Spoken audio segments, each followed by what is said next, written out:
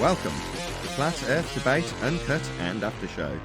I'm your host Nathan Oakley, and if you are new to this channel, or you've not done so already, then be sure to subscribe, hit the bell notification icon and join button if you'd like to become a Nathan Oakley 1980 channel member and keep up to date with the Flat Earth Debate. If you would like to support the channel, there is a super chat that runs alongside each of these shows while they premiere, and there's also a PayPal, Patreon, crypto and thanks button in the info box below the video. Speaking of patrons, I'm going to do a quick shout out to all of you who do support me on Patreon, so a massive shout out of thanks and appreciation to Jason Hornsby, Christoph Fournier, John Travolta, JMails24, Unamento, M, Iron26, Endless, Goldie McKinnon, Retro Bill, More Books, Cannabear, Fiber Oats, Bogey, Michael Kahn, Rob H, John Kays, Patrick Gunnels, Banter, Will Brax, Mel B Styles, Troy Shuker, Hairy Blade, Mobile Max 777, Neo the One, Rob W, Open Minded, Reese Pound, Del West Watson, Maria Neelands, Unbelievable Productions, Blue Ridge Ranger, The Real Gabster, Abraham Mohammed, Skeptic 936, Life is Short, Texas Mike, David Wayne Foster, and Dang. So another massive thank you to all of you for supporting me on Patreon. Now I will hand over to whoever is in Discord and Google so you can enjoy their dulcet tones while I set up for today's live show. Oh, okay. Yeah. He was on Joe Rogan 3 years ago. Okay. Yeah, pseudo. I remember when I stopped listening to Joe Rogan a few years ago. When he started getting pro-censorship, I had to dip out.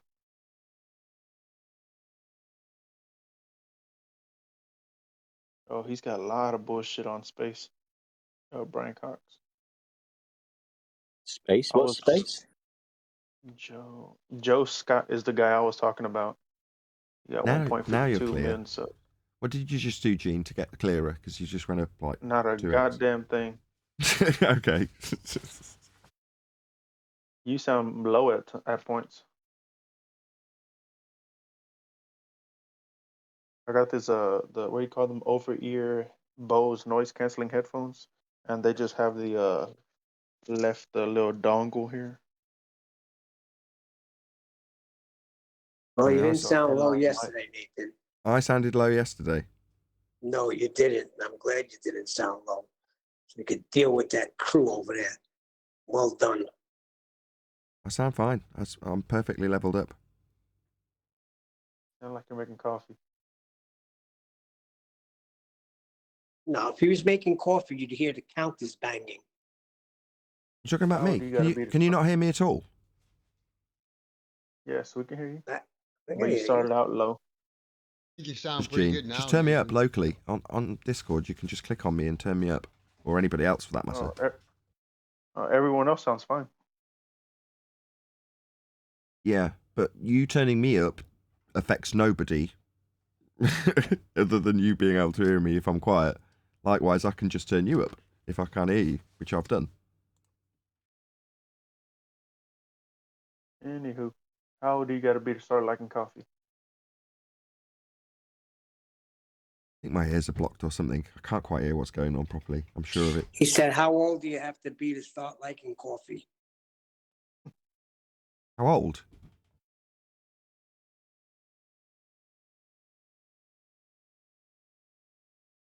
I feel like I'm in the Twilight Zone. I don't know what's going on. I was up very late editing videos.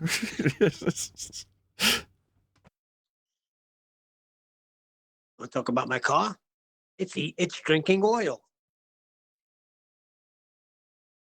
Must be thirsty. Put 5 quarts in Saturday, bone dry today. Ooh, that's no. That doesn't sound good. Oh. Where's it all going? Yeah, You I have no idea. You must notice. Jeez, that's a lot of oil to lose. That's the whole thing. I'm not seeing anything. It's got to be going somewhere. Yeah, I'm afraid it's going in the engine. Well, We have that trouble in. you hope it's we going have in the that engine. trouble. No, Sorry. parts it's not supposed to go into. Check the radiator. Check the radiator. Good morning. Morning. Hey, Tent. Good morning. Hey, Jay. I love the You optimism. guys ever thought? Straight to head You guys gasket, ever right? thought- Check the radiator. Just talk about optimism. Yep. Don't you guys just love the intricacies of an engine? It just still amazes me. Yeah, it is a feat. I'm not going to lie. Especially some modern engines, if you see the intricacies of how they work. It's like the human especially body like the somewhat. Mazda transmissions. The skill is actually the other way around, as strange as it may sound. Simplifying it to make it lighter and work better.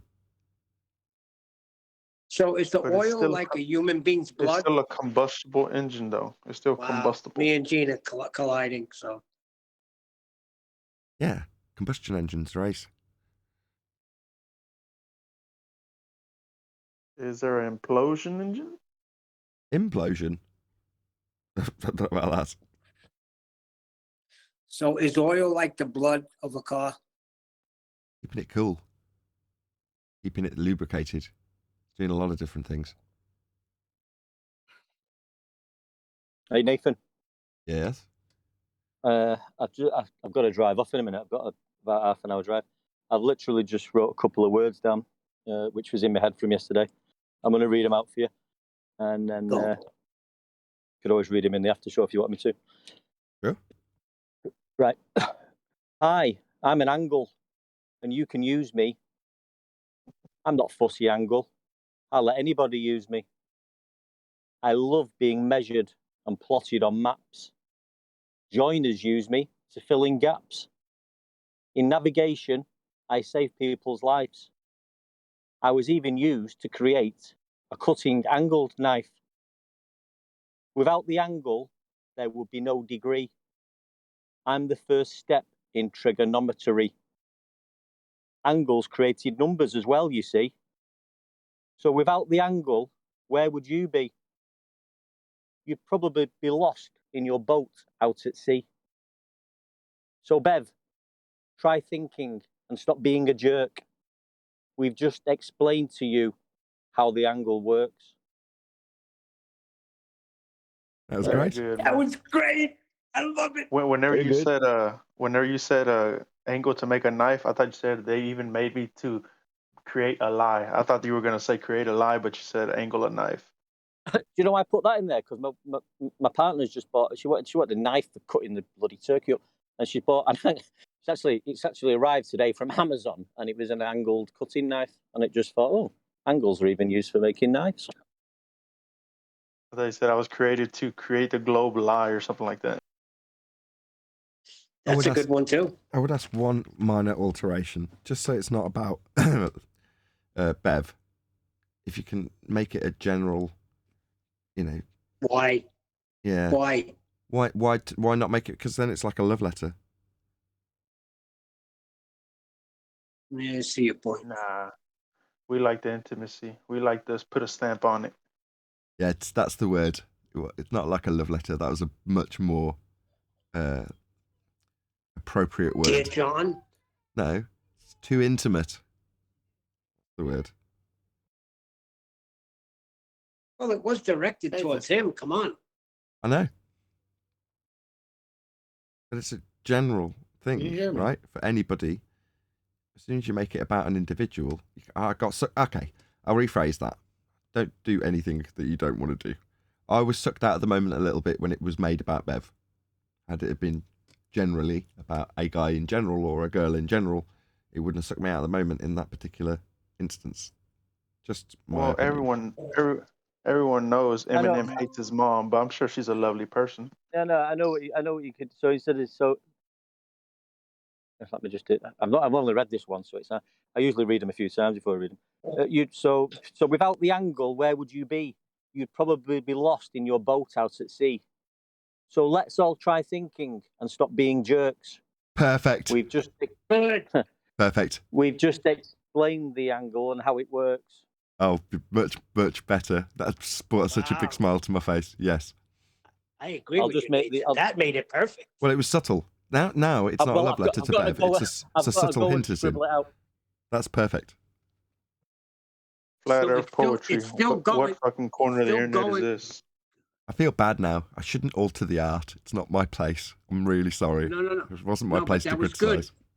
That was good because it's still going directly to Bev, but it's let's all try thinking. Very good. Yeah, but who am I? It's like standing behind Picasso. Do you think you should put a brushstroke there? You No, are it's right. Nathan Nathan, Oakley, it's right. 1980. Maybe, It's right, mate. It's right. maybe It's you right. could It's how whisper it in should his ear.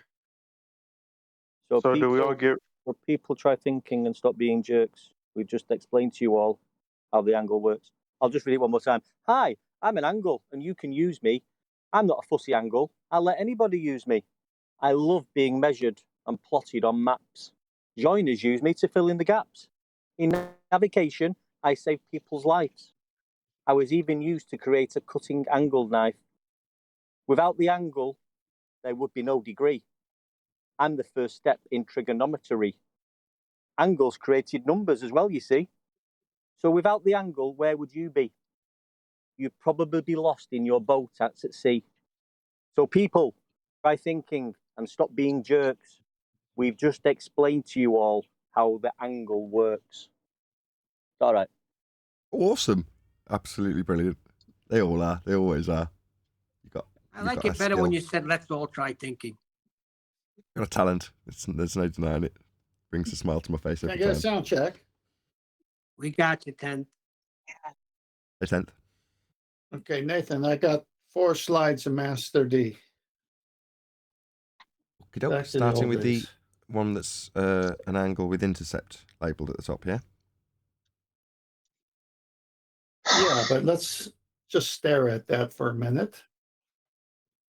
And line of position.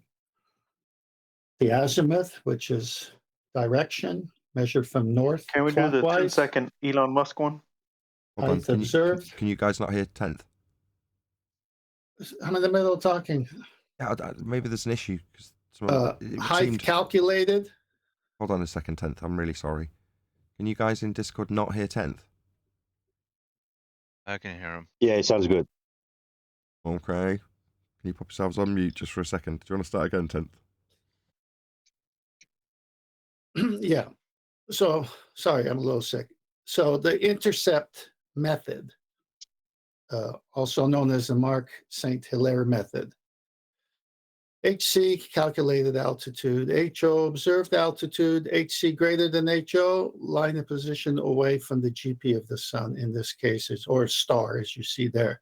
There's 2 circles of equal altitudes because of the correction that has to be made, because you're assuming a position that you think you're at, and then you look at the site reduction tables, HO249 and HO229, another version, that already pre-calculates your sun's azimuth and angle for you. And you compare where you think you are to what it is based on the azimuth and the time of day and so forth from the books. Now, let's just go to someone in chat, which is 3 things that I picked up. Please go to the first one. Mark G. You flatards have no nautical almanac Yes. and no site reduction tables for a flat Earth. No way to plot intercepts either. Full stop. Winning. Smiley face, smiley face, smiley face. Okay. Yeah. Before we move on to second and his third, let me comment. You flatards have no nautical almanac and no site reduction tables for flat Earth. We saw in the previous picture that's an angle measurement. Sextant is an angle measuring device. I'm sorry, but everything about the globe was borrowed from a flat Earth elevation angle measurements. But for some reason, they like to think that the nautical almanac is theirs and it only works on the globe, which we're about to debunk. Next one, please. Mark G. again. Altitude intercept. None of you can understand how to calculate it.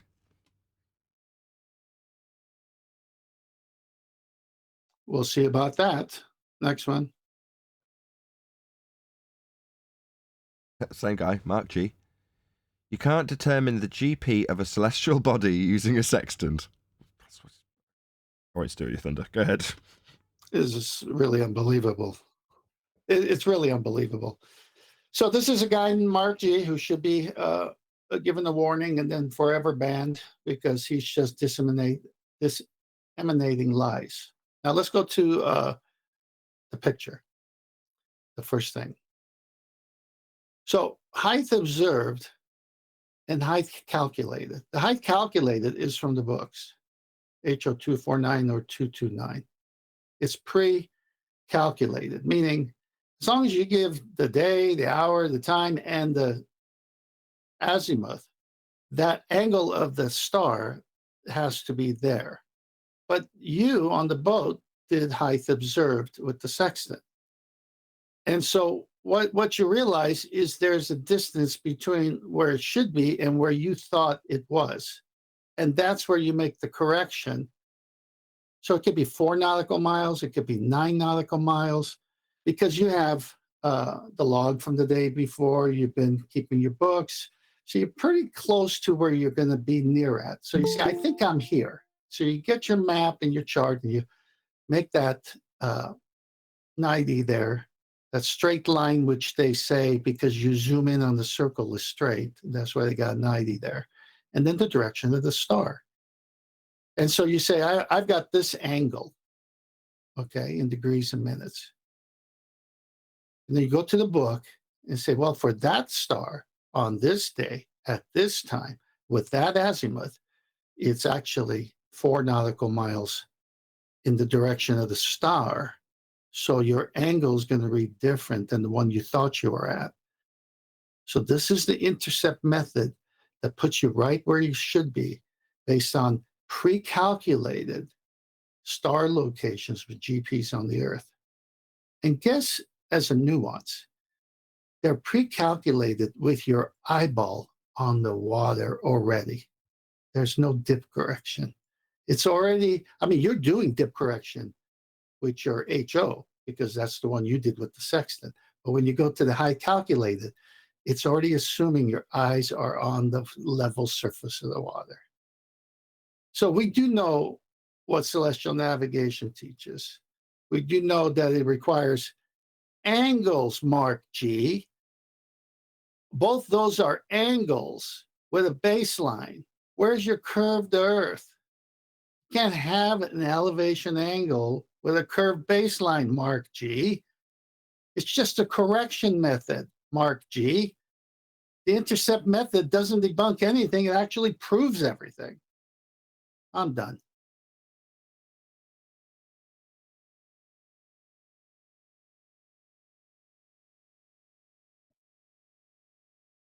Did you want to add something, AI Overlord? You're flashing away. I didn't know if that's just because you're causing a bit of feedback or if you wanted to add something. Oh, no, clearly not. Hope John tries to join again. He tried to join, but you were in the middle of your presentation. I didn't want to click away. I'm sure he'll join, or hopefully try and join.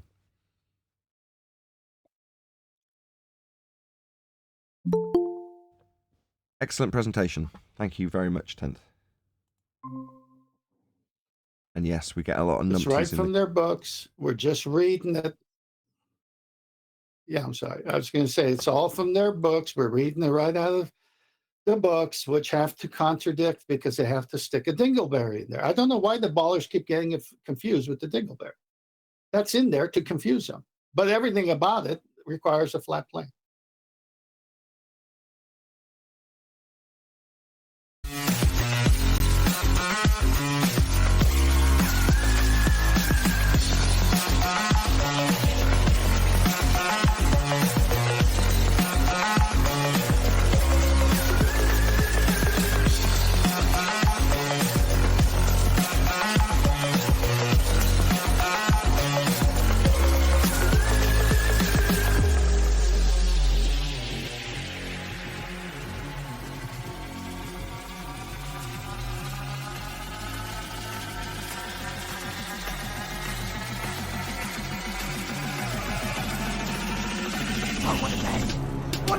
Welcome to Flat Earth Debate live.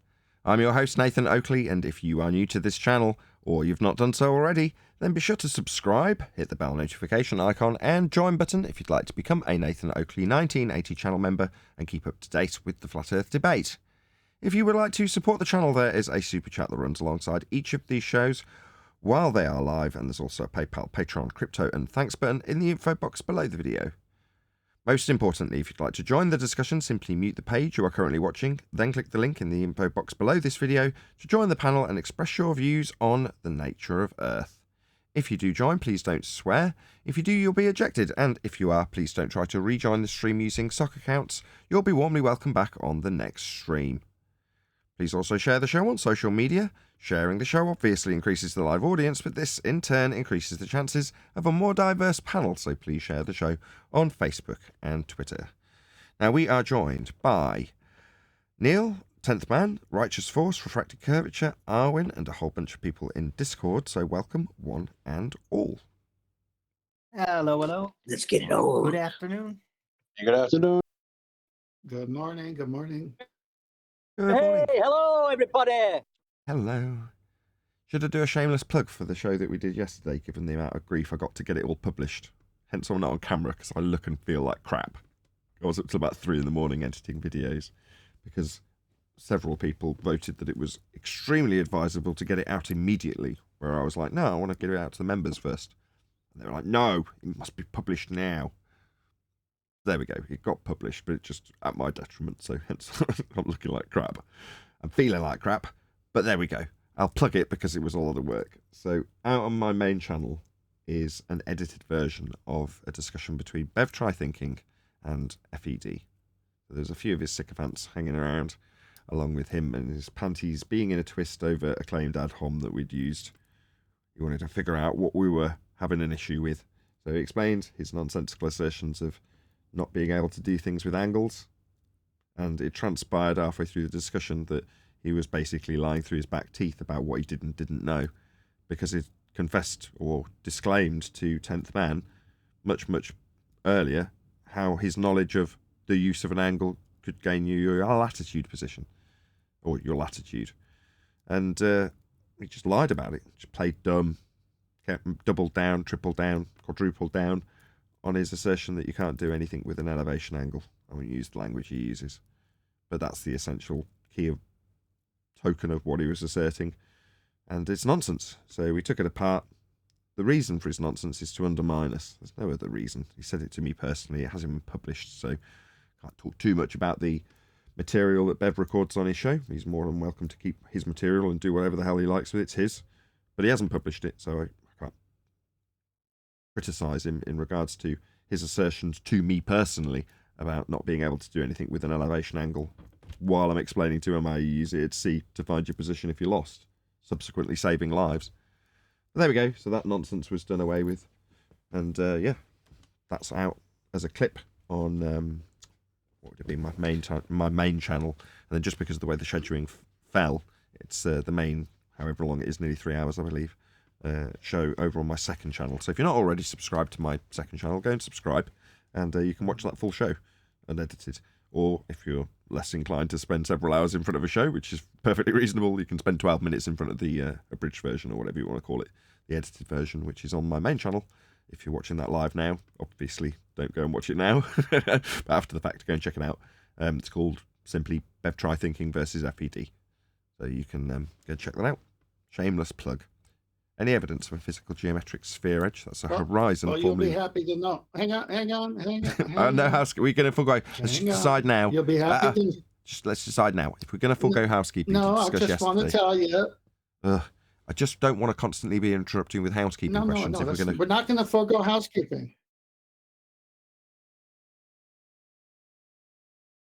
I'm trying to say, I knew you were going to be tired, so I gave you an easy Brian Cox reaction video. So when you're ready, it's going to be an easy one. Short. Okay. But you don't want to forego housekeeping. I agree. I want to do it. We haven't done it for days. Yeah, let's do it. Let's do it. Okay.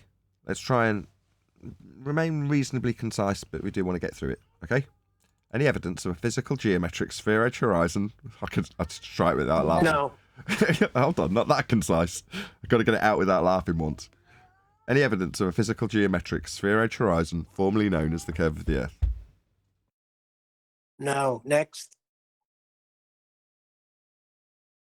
Well, if they're gonna assume a sphere and say it's our reality, they're gonna need that measurement, and it needs to be geometric, and it's not. It's all optical. It's all. I mean, their only excuse is refraction every time, which is like a get out of jail card for them. Yeah, there were normal refraction. Lots of things happen with it, but they got 7/6R refraction, which is assuming the globe already. So everything about this is one little magic trick. Yeah, they did used to claim the horizon was the Earth curve, but then that's been debunked with the black swan photography, which disproves that totally. So that's been debunked 2020. Is there any evidence that I level... wouldn't even say at this point. Sorry. I'm going to drop and rejoin. I got a delay. I'll be back. Any evidence that level is not horizontal?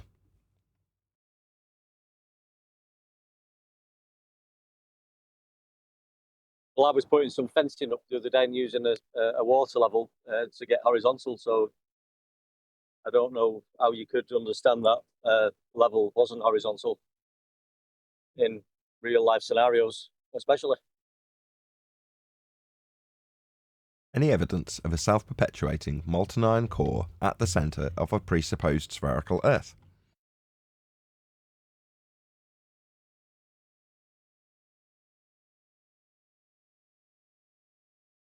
No evidence whatsoever.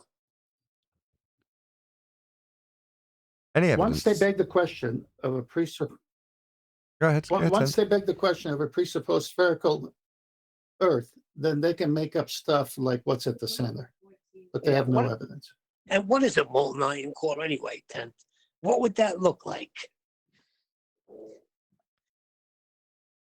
Molten iron core, just molten iron, I guess, but Yeah, what are you asking, Neil? I don't know.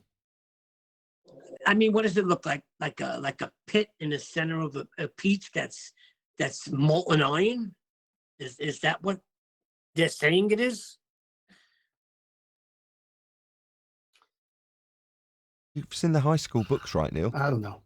Yeah, I like Not for a long time. it's just making stuff up, Neil. Okay, any evidence of the distance to the sun?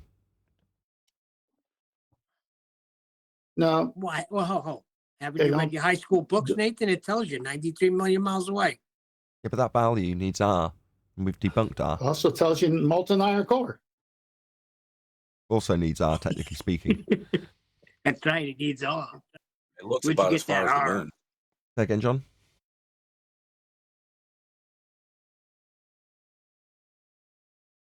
One more time, John? Refractive curvature, John? You can measure the angle to the sun, an elevation angle. That's quite useful. Very. Go on, John, one more time. I didn't say anything. Oh, did you not? I think it was AI. It was G. I said that it looks about as far as the moon. Yeah. They look about the same size. Yes. Okay, that's really a plug, really, isn't it? For the, I'm not even going to attempt it. Bad Moon Shadow. I was going to belt it out, but I think that'd sound too bad. Shadow. Wow. Belt it out. No, Gene was talking about the radius with the black swan would extend to the moon. Yeah, no, I get that, but Me and Brian was talking about. I just used it as a segue anyway, just because recently we've been talking about the moon and moon dials and how the full moon needs no correction in terms of its time ability. And if I'm you're not gonna, that smart. I didn't ask that.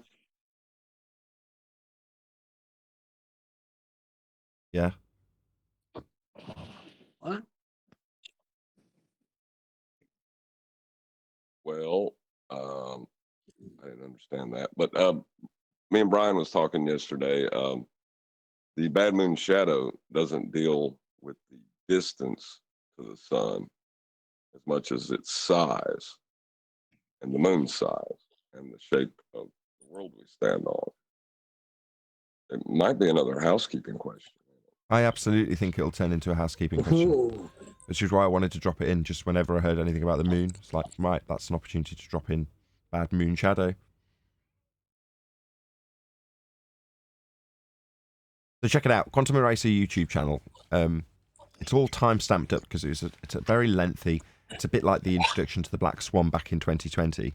So it's a lengthy, detailed description of not only the progress of the argument so far, but how the argument all ties up with Aristophanes and the original globe Earth assertions, how they pad out, how it's debunked with the bad moon shadow. So check that out. It's on Quantum Eraser YouTube channel. There's a, like I say, time stamped up. So if you go to the comments, I can't remember who to give them credit, but somebody went in as requested by me on the show when it was being made to time stamp up the key parts so that you don't have to sit through a 3-hour show. You can just go to the main parts, and they're relatively concisely time stamped as well. So go and check that out if you want to know what we're talking about, because obviously it's not just a 2-minute thing to drop in. It's not been developed into a housekeeping yet, but I want it to be. I really do. It's got to be. I just don't want it to fade away, and that's why we've got housekeeping, right? So we never, lest we forget the gas pressure without a container argument. Any evidence thereof? Hold on, Nathan. You forgot the main thing. Why are you telling him to go to quick timestamp? If you listen to the whole thing, there's this new pop star with an amazing voice called Quantum Eraser singing in the beginning. You gotta check it out. In the interest of balance, I would suggest you don't do that. Come on, he did a good job with that. And when Brian gets here, I think he has a couple of, me and him bounced a few ideas back and forth yesterday, but I think he has a couple formulations of the question he was wanting to run by everybody. I just want to publicly apologise to my panel. So yesterday, whilst getting annoyed with Bev, it's very difficult when you are actually annoyed as opposed to just hamming it up for dramatic sake. Well, yesterday, Bev was genuinely irritating, and my annoyance and frustration with him at various points of the show was taken out on my panel when I'm telling them to shut up and swearing at them. So I just want to publicly apologise to all of you, right? And the guy, Rob Keane, who's very much on our side, was just probably trying to get something in, but because I'm full of rage and fury, I just took it out on whoever was talking, including my own panel, a guy who's very supportive of the show. And while, yeah, we did get to the end and I could defend my rather disgusting actions towards my own panel and supporters of the show, I'd rather just apologise and say, okay, right, my excuse is that it's hard to separate it when you're really angry. So that's my excuse, but there is no excuse. I'm sorry. So I just want to do that publicly now before I forget. And before anybody can respond, shout out to Godzilla37. Now that you've accepted fault, I can begin my attack on you. Oh, God, here we go. Baller tactics. Yeah, I had to wait until you admitted. That's a very interesting point, right? Why? Oh, I can't remember who it was. There was a certain celebrity, I think it was Johnny Depp to that model from the 80s, late 80s and 90s. British girl, Kate Moss. And his explanation, right? Let me just read out Godzilla37's chat because my kid's getting annoyed that she can't play Minecraft. Although Bev is very pedantic, to say the least, his point was in context of strict geometry. If the teacher only gave you one single angle, say 23 degrees, you could do nothing with that alone. No, I agree, Godzilla, but we contextualize it with things like the word elevation prior to the angle to describe precisely what you're doing, and have contextualized it on multiple occasions to Bev about it being in regards to navigation and measurement of elevation angles and areas of equal elevation. So yes, once you oversimplify it in an attempt to undermine us, then that's going to get addressed, and we'll point out again that we're not just talking about, quote, an angle in an oversimplified attempt to undermine us. But yeah, if you want to be pedantic, yeah, I suppose you could weasel out of it like that way that Bev has attempted to. Bev knows this. I can establish my longitude with an angle. Quote, Bev's try thinking.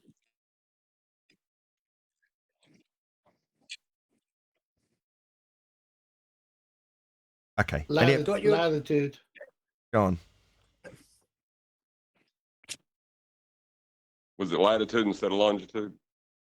Yeah, it's latitude. But here's the thing. You know what we're using it for.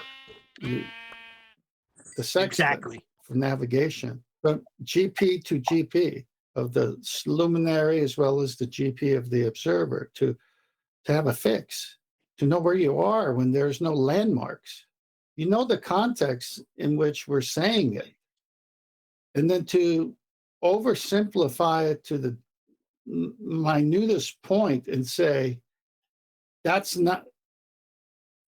the way we've been contextualizing it for over 2 years? Are you kidding me? Every time we said it, it had to do with navigation. So there's no way to separate the angles from navigation if you've been following the show with slides and text and books and videos.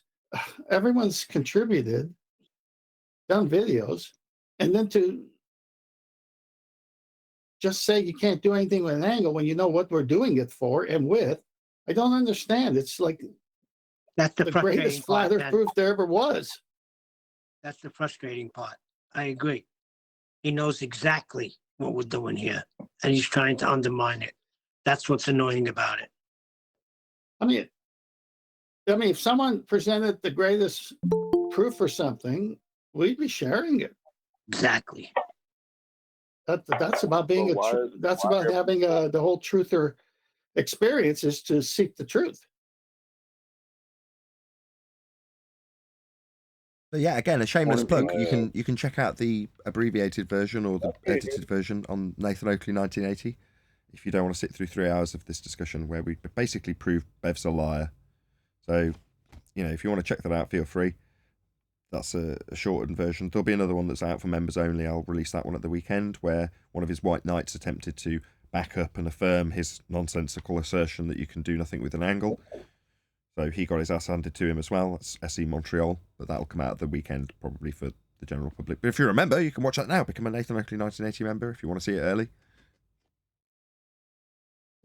When are we up in the house? Yes, Questions? yes. Are we Well, done? with all due, No, I know you hang can on, hear me without- now. You guys Well, hear that, there's- Eli? I've been Hello? trying to Hello? talk Can you for hear 20 Eli? minutes. Go ahead, Eli. Yeah, I've been trying to get in for 20 minutes. I thought someone would say, "Oh, hey, Eli, my bad," but I figured maybe my headphones suck, so I disconnected. Good Something going morning. on with the audio. I don't know what it is today. It's either me not being Is sharp it enough. I don't know. Something's I going didn't on. hear Is you, it- Eli.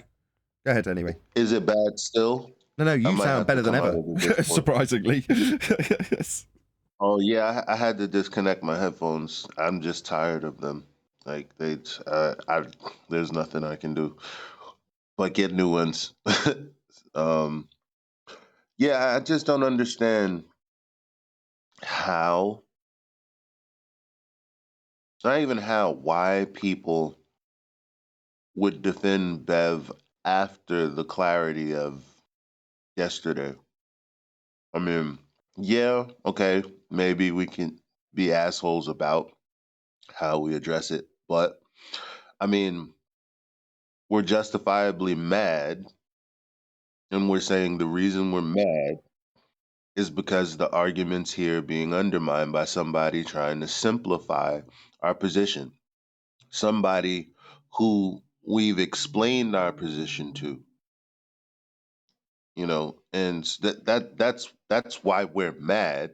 So moving away from focusing on that, what exactly is the argument that you're supporting them in? Because that's what Adam was trying to get to when he was asking him what specifically was it that QE said that you take issue with, so we can address it openly and publicly, so that you can be justified in coming here. And then if there's something to be apologized for, then obviously that would be reasonable. But did the conversation ever get there? No. That's a good point, So- Eli. I was waiting for that. But in regards to your first part of the question, I can't divine their motivations. I can just show that they're wrong. Like with anything or anyone that comes here, claims being anything, you can just attack them based on their merits, and that's it. Obviously, if there's a personal issue that they want to go through, like Adam was trying to drag out of him, it's like, yeah, well, we need to get down to the nitty-gritty of what it is you take issue with. Now, we never got there. It was just, well, it's just the general way of on the video. Well, what specifically? Well, just go and watch the video. Well, yeah, we made the video. That's the kind of nonsense that we have to deal with in that regard. But who cares? And same goes for motivation. Who cares? It's like, this is what they're saying. You can't do anything with an angle. Now, if you have to take 3 hours to get them to the point of absurdity where one of their own claims and understandings, in this case, the acquisition of your latitude with Polaris, then that's using an angle. And something that Bev has discussed, and it was embarrassing and humiliating for him for 10th to come along and go, hey, Bev, do you remember when you told me on the show about getting your latitude with just an angle? That completely obliterates his attempt to undermine our arguments with elevation angle measurements. He's oversimplified them to the point where he's contradicting himself. But that's what he's prepared to do in just an attempt to undermine us. To the point where his own stupid nonsense that he definitely understands in regards to, an area of equal elevation when measuring an angle to Polaris. That's what it is. He'll just deny that. No, you can't do anything with an angle. Why? Because we're talking about angles and using them in our arguments specifically. All right. Well, gee, thanks. No, well, once you come here to moan about us calling you a wanker for that, you'll get told exactly why you're a wanker, and your wankery will be pointed out to an audience with the way it contradicts your own confessions that you hid and lied to the audience about when we were asking about what you understood about Polaris and its use in mapping. Bev played dumb, in other words, lied. Oh, I don't know. Yeah, you do. You specifically outlined it to 10th man, you're lying. You know what? Yep. Oh No, he's my a liar. gosh! If anyone out there is interested for some reason, I know we got cultural fans out there that love me and chocolate, right?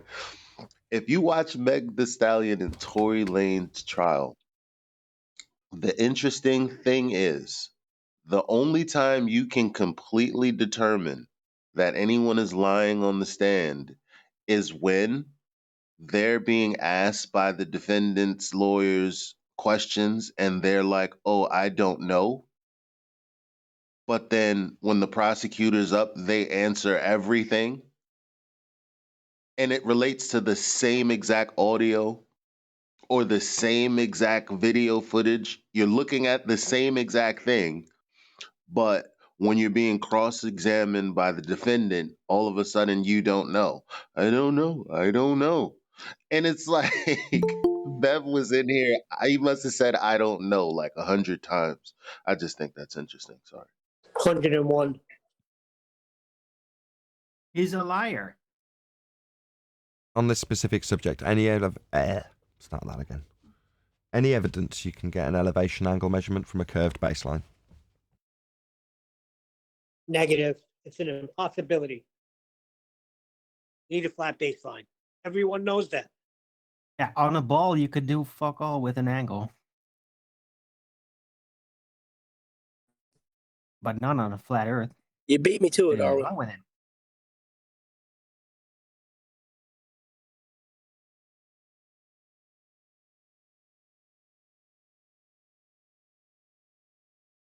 Did you guys see the screenshots that I posted earlier? Probably not.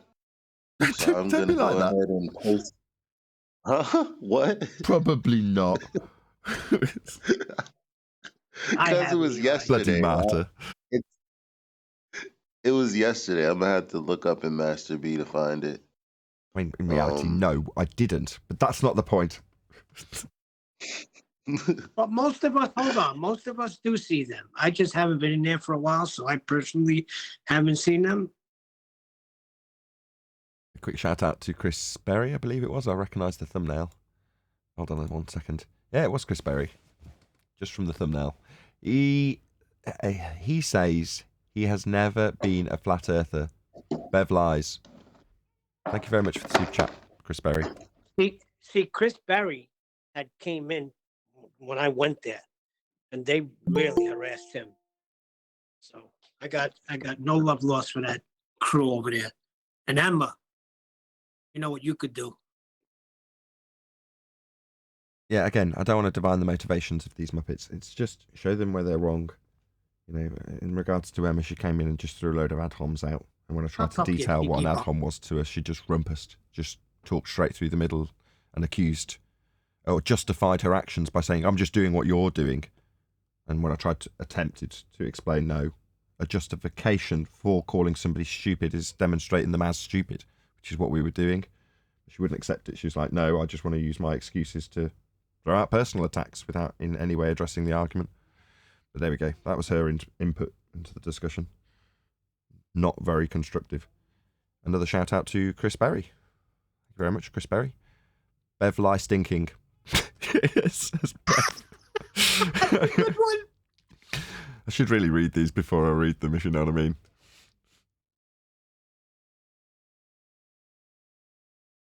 Okay.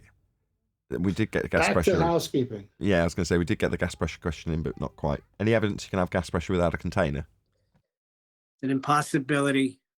You need the gas to press against something. That's why it's pressure, right?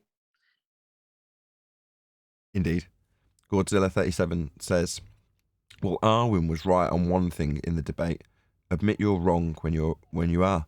Yeah, I think when I was listening to it back when it got premiered only a couple of hours after it was recorded, which is very unusual, I said that when he pointed it out in the chat. When Arwen said that in the show, in the chat, I was like, yes, absolutely, beautifully put, Arwen. Again, me being full of rage, sometimes you miss some of these gems that Arwen comes out with, which is a shame. But I listened and heard in the recording, I was like, yeah, Arwen's right on point. That's really all it boiled down to, and it was the most not concise. He was in with only that point at the moment he said it. He's like, I'm going to interrupt everything to make this point. All it boils down to is admit when you're wrong. That's it. Have a bit of humility. That's it. Yeah, he hit the nail right in the head. Definitely. Right. It's always been his issue, and now it came to point. Now he was put on the spot over it, and all he did was just try to avoid it. That's all he was doing. Yeah. But there we go. Where were we in housekeeping? Any scientific You evidence to ended grab? off with gas pressure. Did we get an answer? Yeah, I said no. Can't have gas pressure out of container. Next. Hold on. Oh, I thought we were on the. Are we still on elevation angles? Always. Yeah. All right. I'm posting them again. There's just 3 random screenshots that I found. Oh, we never look at that shit from you. It's in the middle. Okay, I got it. Let's at least chew on it for a while. I got it. It's up. Sorry. So check it out. Did you want to comment on it? I've got it up for the audience. Okay, yeah. So the first one, it talks about ballistics, right? Okay. So it says in ballistics, the elevation is the angle between the horizontal plane and the axial direction of the barrel of a gun, mortar, or heavy artillery. Well, what do you know? And there it has an a right triangle showing you all of the math and whatnot. So the next one, when I typed in what are angles of elevation and depression used for, because Bev said you could do fuck all with an angle, after I thought we were making some headway, when he said, well, you can do stuff with it, but then he, doubled down later on. So it says angles of elevation are an angle that is measured upwards from the ground or horizontal line. Angles of depression are angles measured downwards from the horizontal. These angles can be used to find the horizontal and vertical distance of one object from another. Yep. So the last one, or is that the same one that I posted? Yeah. So yeah, pretty much. I can't find the third one right now.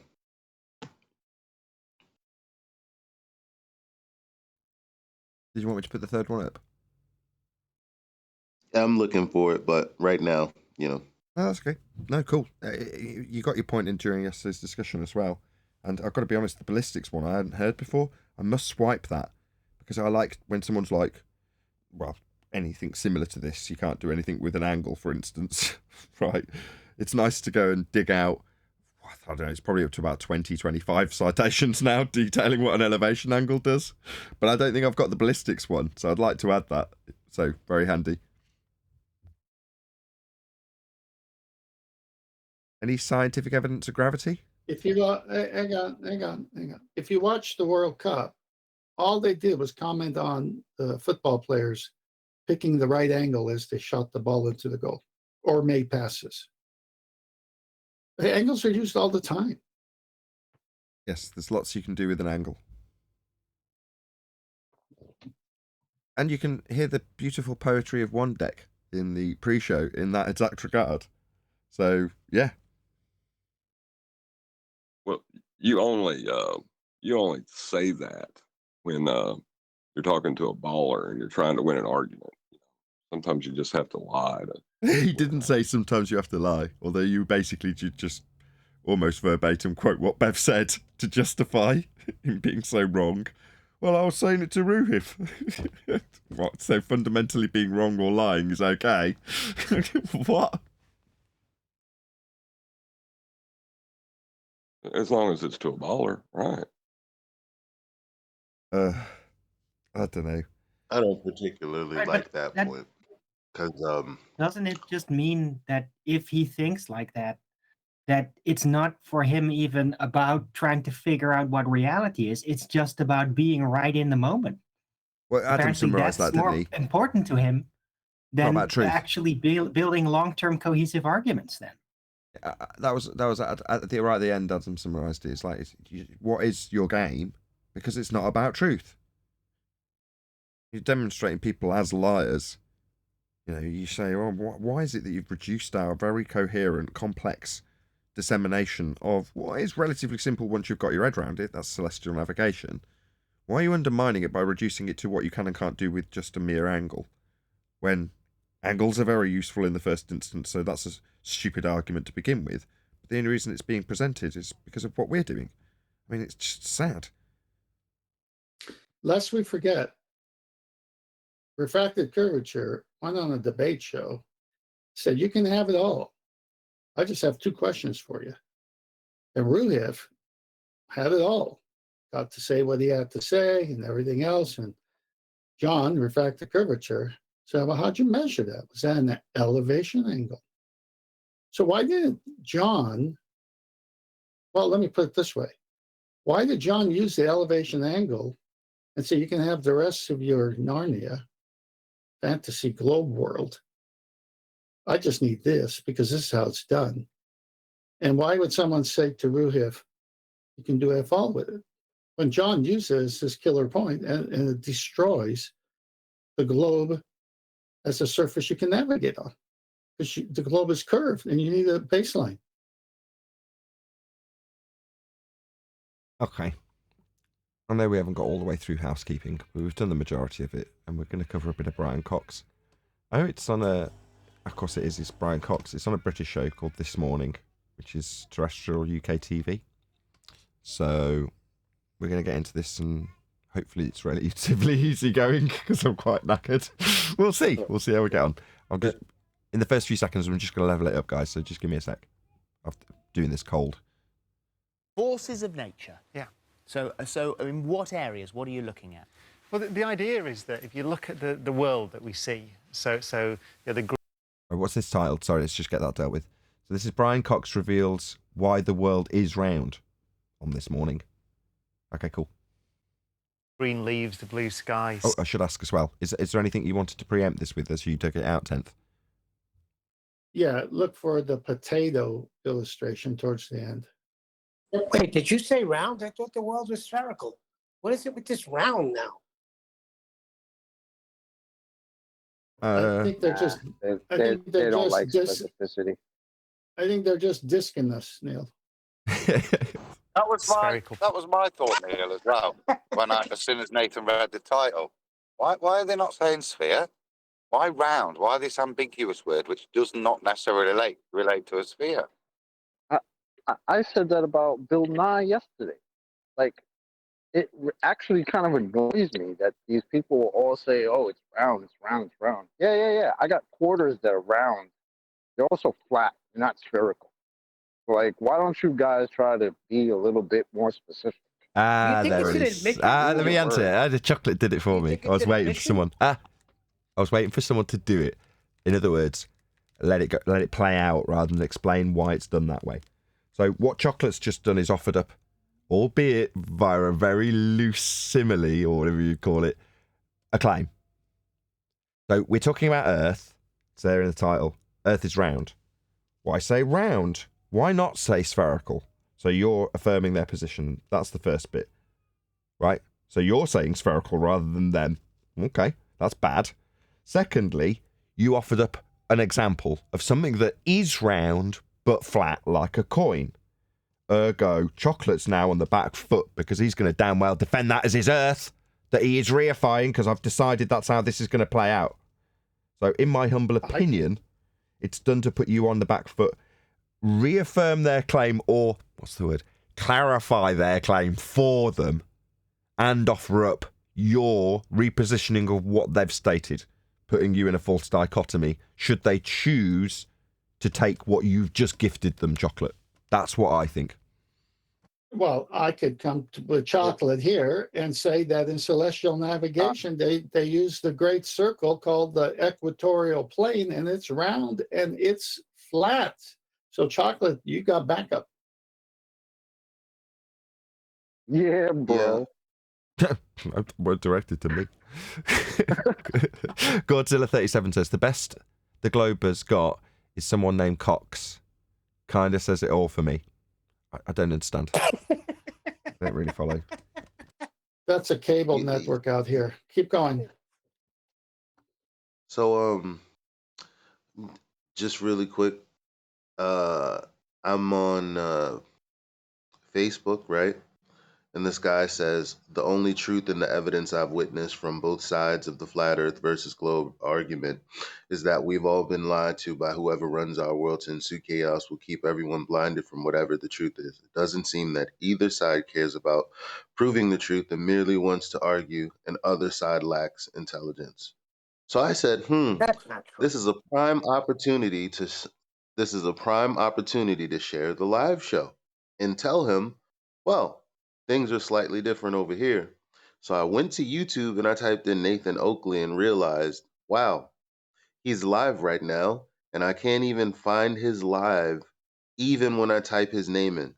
So on the back of what I just said about Facebook, the thing that I now want to highlight is that perhaps you refer to yourself as Nathan Oakley 1980 at all times, so that when people are listening and they tell people about you, they tell people about you as if your name is your YouTube moniker.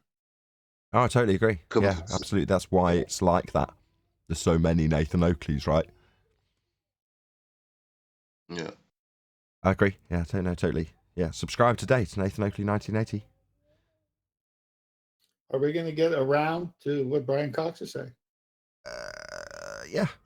Planets. All those things are telling you something about the deeper structure that underlies nature. So even life. So next week's is about the origin of life. So it's how did we feel living is a very special thing. Okay, I don't follow where he's started. So if this is a discussion about why Earth is round, is he talking Big Bang? Maybe he said planets, and he's getting, he's just greasing the skids. Okay. But it's a property of matter, of this stuff. The Earth was once just a dead world when it formed. What? Says who? Who says it was a dead world when it was first formed? Why? Why is he making this assertion? I suppose we're only early doors, so. Does he have any evidence of that? Well, that's what I'm saying. As backed by what? But maybe he's about to get there. Ago, and at some point, that matter came alive. And you go to some really. Excuse me? What? just matter spontaneously sprung into life? What's he babbling about? What's the first law of thermodynamics? Energy cannot be created or destroyed. Energy and matter cannot be created. Or Yeah, destroyed. energy and matter. Yeah, my bad. Could I plug a show? Your timing's terrible, but yeah, feel free. No, it's perfect. It's perfect. So, Dr. James Torr has an episode about abiogenesis where he rips Professor Wannabe Dave a new origin of life hole. It's great. He's committed himself to debunking all of Professor Dave's stuff. And that is perfect. The series ongoing right now, so it's just came out like this week. Okay. It's a hold on. I don't understand. What's abiogenesis? Can you explain it to me, please? Because that's a very big word that I've never heard before. It basically is in the word Genesis, bio-A, so Genesis from non-living things, so life from non-life. It's just, an idea that is what the, that paradigm that he just said needs. You have no life, then all of a sudden you have life. So how did that happen? But didn't spontaneous generation, it was disproven in the 1500s, wasn't it? What? Life can't poof itself into existence out of non-existence? That's not cool. Well, okay. Yeah, so violation of the first law. In some of QE's presentations, he has a part where he describes functional sequence specified complexity, and he examples it by describing a guy at a beach making a very, very complicated sand castle. Yeah? And the complexity that is involved with life is equivalent to a wave coming in while this guy's making his intricate sand castle. And the wave, with obviously sand in the water, delivers to the beach a 14-story skyscraper with a full ensuite for every apartment and a gym. That's the equivalent. Like life spontaneously poofing itself into existence with the most complicated and intricate details beyond most of our comprehension here today. Not all. But just out of nothing. So much more complicated than anything we could ever create as human beings. Just poofing itself into existence because a wave landed on the shore randomly. Yeah, total nonsense. It's a 14-part series that AI is talking about. I think it's part 3 is out now. It's very good. And part 3 is on Professor Dave. No, all of it's going to be on Professor Dave. He rips them. All of it. Oh yeah, he's taking Dave on. Okay, presumably he's not in any way affiliated with us. He's not flatty. He's just a guy taking apart Dave's nonsense, right? No, he's not affiliated with us. He even mentions in one of his earlier videos, again, this is what I'm trying to say, how scientism has got in. He even mentions a reference to Galileo, how they were persecuting him. So, isn't that interesting?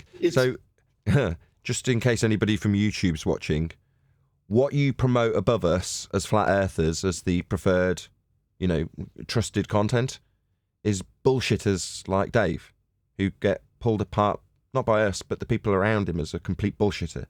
But that's, I'm not addressing YouTube anymore. In some ways, that kind of does raise the question of why is it that scummy idiots and scammers and charlatans get pushed to the top of the list?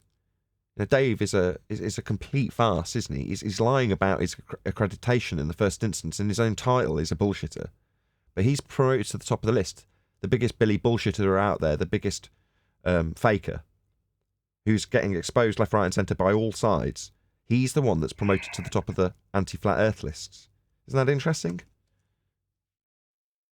That's the preferred content. Yep. I'm just saying. Also, well, it's interesting. I'm just saying, right? At some point, it may be algorithmic, but at some point, there's been obviously a Congress-led change to how YouTube promoted flat Earth, and at that point, there was a line drawn, and any semblance of me reaching the top of lists for people, or just disappeared in an instant, right? But obviously, there's got to be a point that somebody says, right, well, what are we going to put in place? Because we've told Congress we'll be promoting favoured, reputable content. So if you're going to substitute one for the other, in terms of globe Earth rhetoric, I can think of, because I used to be a bloody globie, 100 different sources of material that could easily be slotted on top of flat Earth. In other words, like when Red Rhetoric was the main opposition. He had 20,000 subs, and Jaron had more. Jaron was the one benefiting from the subject, while the anti-flat earther, Red Rhetoric, certainly wasn't. I was kind of puzzled over that too. I was like, why is that the case? Surely the one with the mainstream rhetoric would be the guy that got all the support, not the other way around. But back in the day, it was Jaron that was, running away with the numbers, and not Red Rhetoric. Weird, right? That's because that's the true public opinion. Maybe, nothing weird about that. I'm going somewhere. I'm nearly there. So I can think of 100 different sources of material. I example one quite frequently where a guy just details how we felt about the moonrise. Bullshit imagery from a sky vacuum. Well, you could easily just slip all of that kind of stuff. The normies, the kind of guy that's attacking Dave. That's Professor Dave Explains YouTube channel, right? That guy, he's not an anti-flat earther, but he could easily be slotted into the list above us, right, when you search the subject. Could he not? Talking about globe. Yep. Instead, we get anti-flat earthers that are bullshitters. Now, that's the bit. I'm sure there's plenty of non-charlatan globies. That's my point.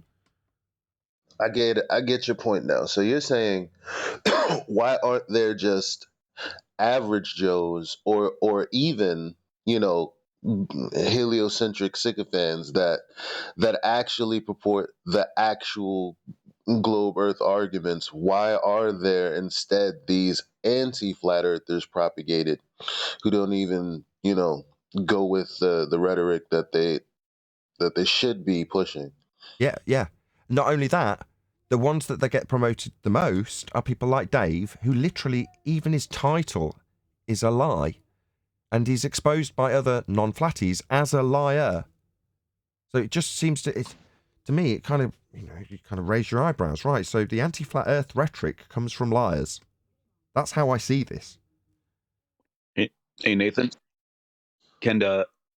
I didn't catch who was the person making those videos. Can somebody tag that in the main chat of Discord?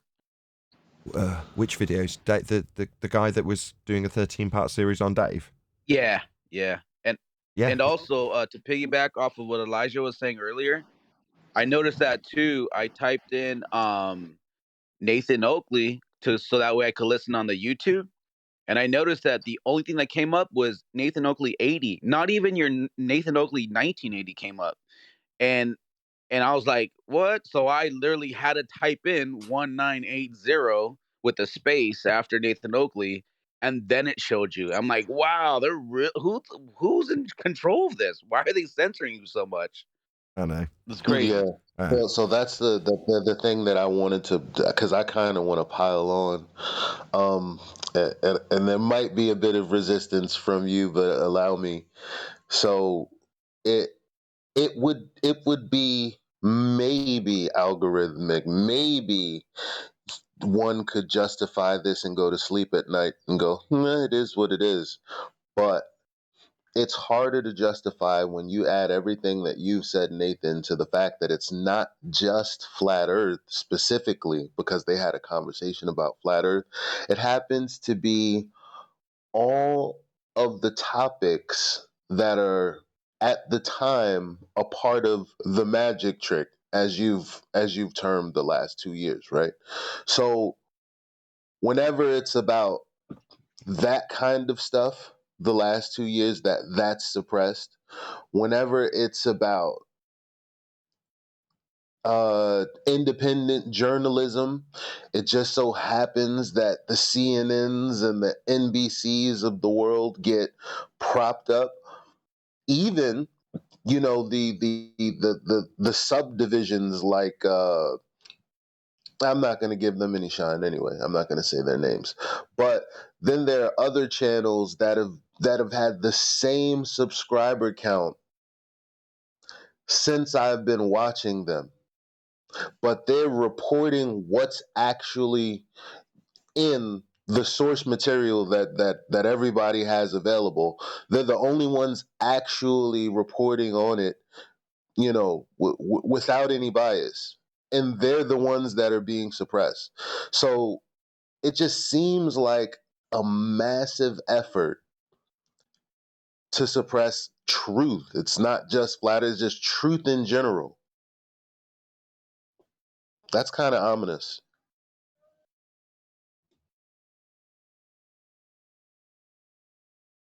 Hi guys. There's also an author called Stephen C.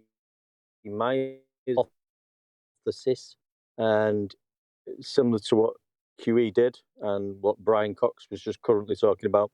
He talks about how complex life is, and it cannot be a mistake, and he gives a lot of good examples.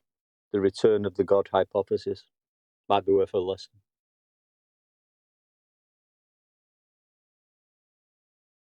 100 people watching. Should we move on a bit with Brian Cox? See if he goes anywhere with his round earth. Yes, potato. Destinations, and as you can see there from that tiny bit that we showed, I mean, it's beautiful. Like, it's beautifully shot, and you see some incredible things that you wouldn't necessarily have to get to see. Yeah, I think that was the idea, to send film crews out, and it's sort of the way. Send a film crew where? I've lost track of where this is going. Does anybody follow where he's going with this? Where are they talking about? You're going to get there.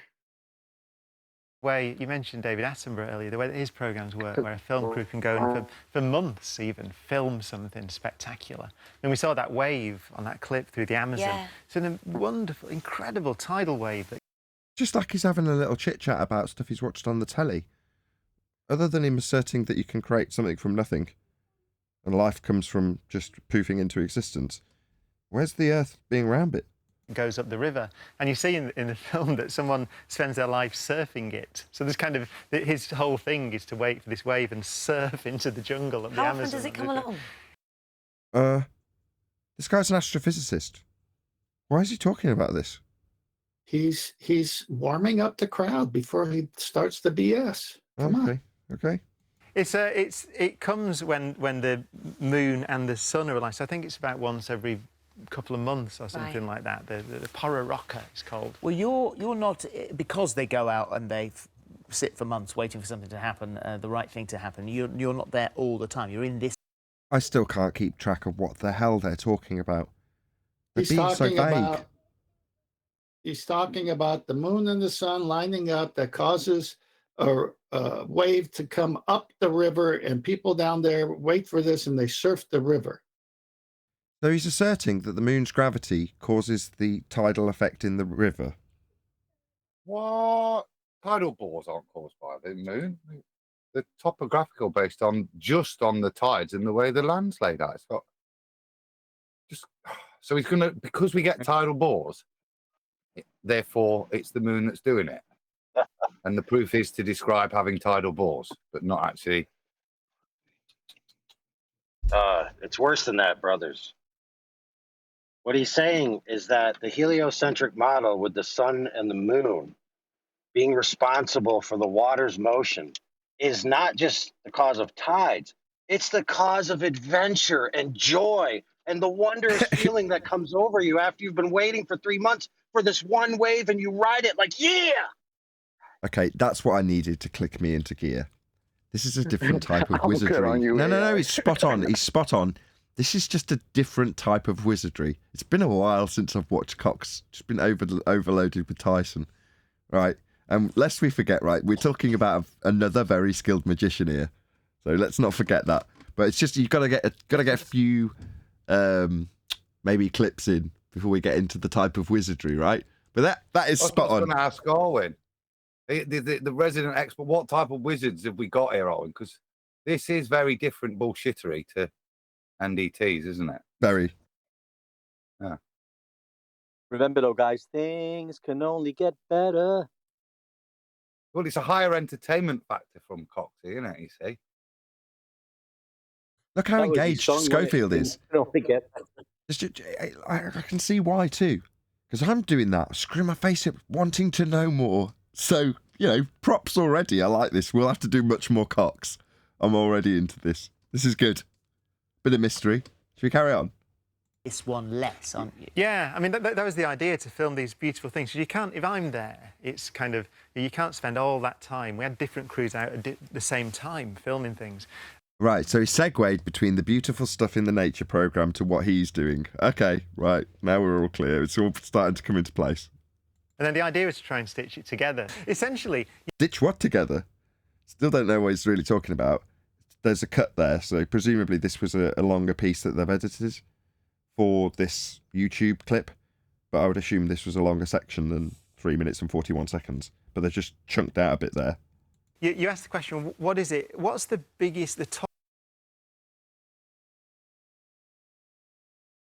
Somebody's at my door. Can you guys talk amongst yourselves for a second?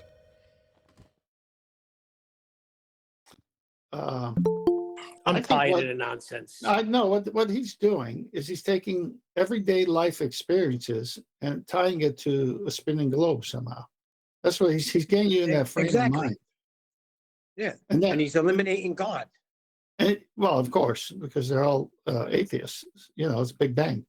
So it's just taking everyday life experiences, doing a nice story, talking the way he does, and the imagery. And so it just lulls you into the next thing he's going to lie to you about. Wouldn't that be loose association? Nothing in my life experience describes a spinning ball. Oh, it gets exactly chocolate. Chocolate.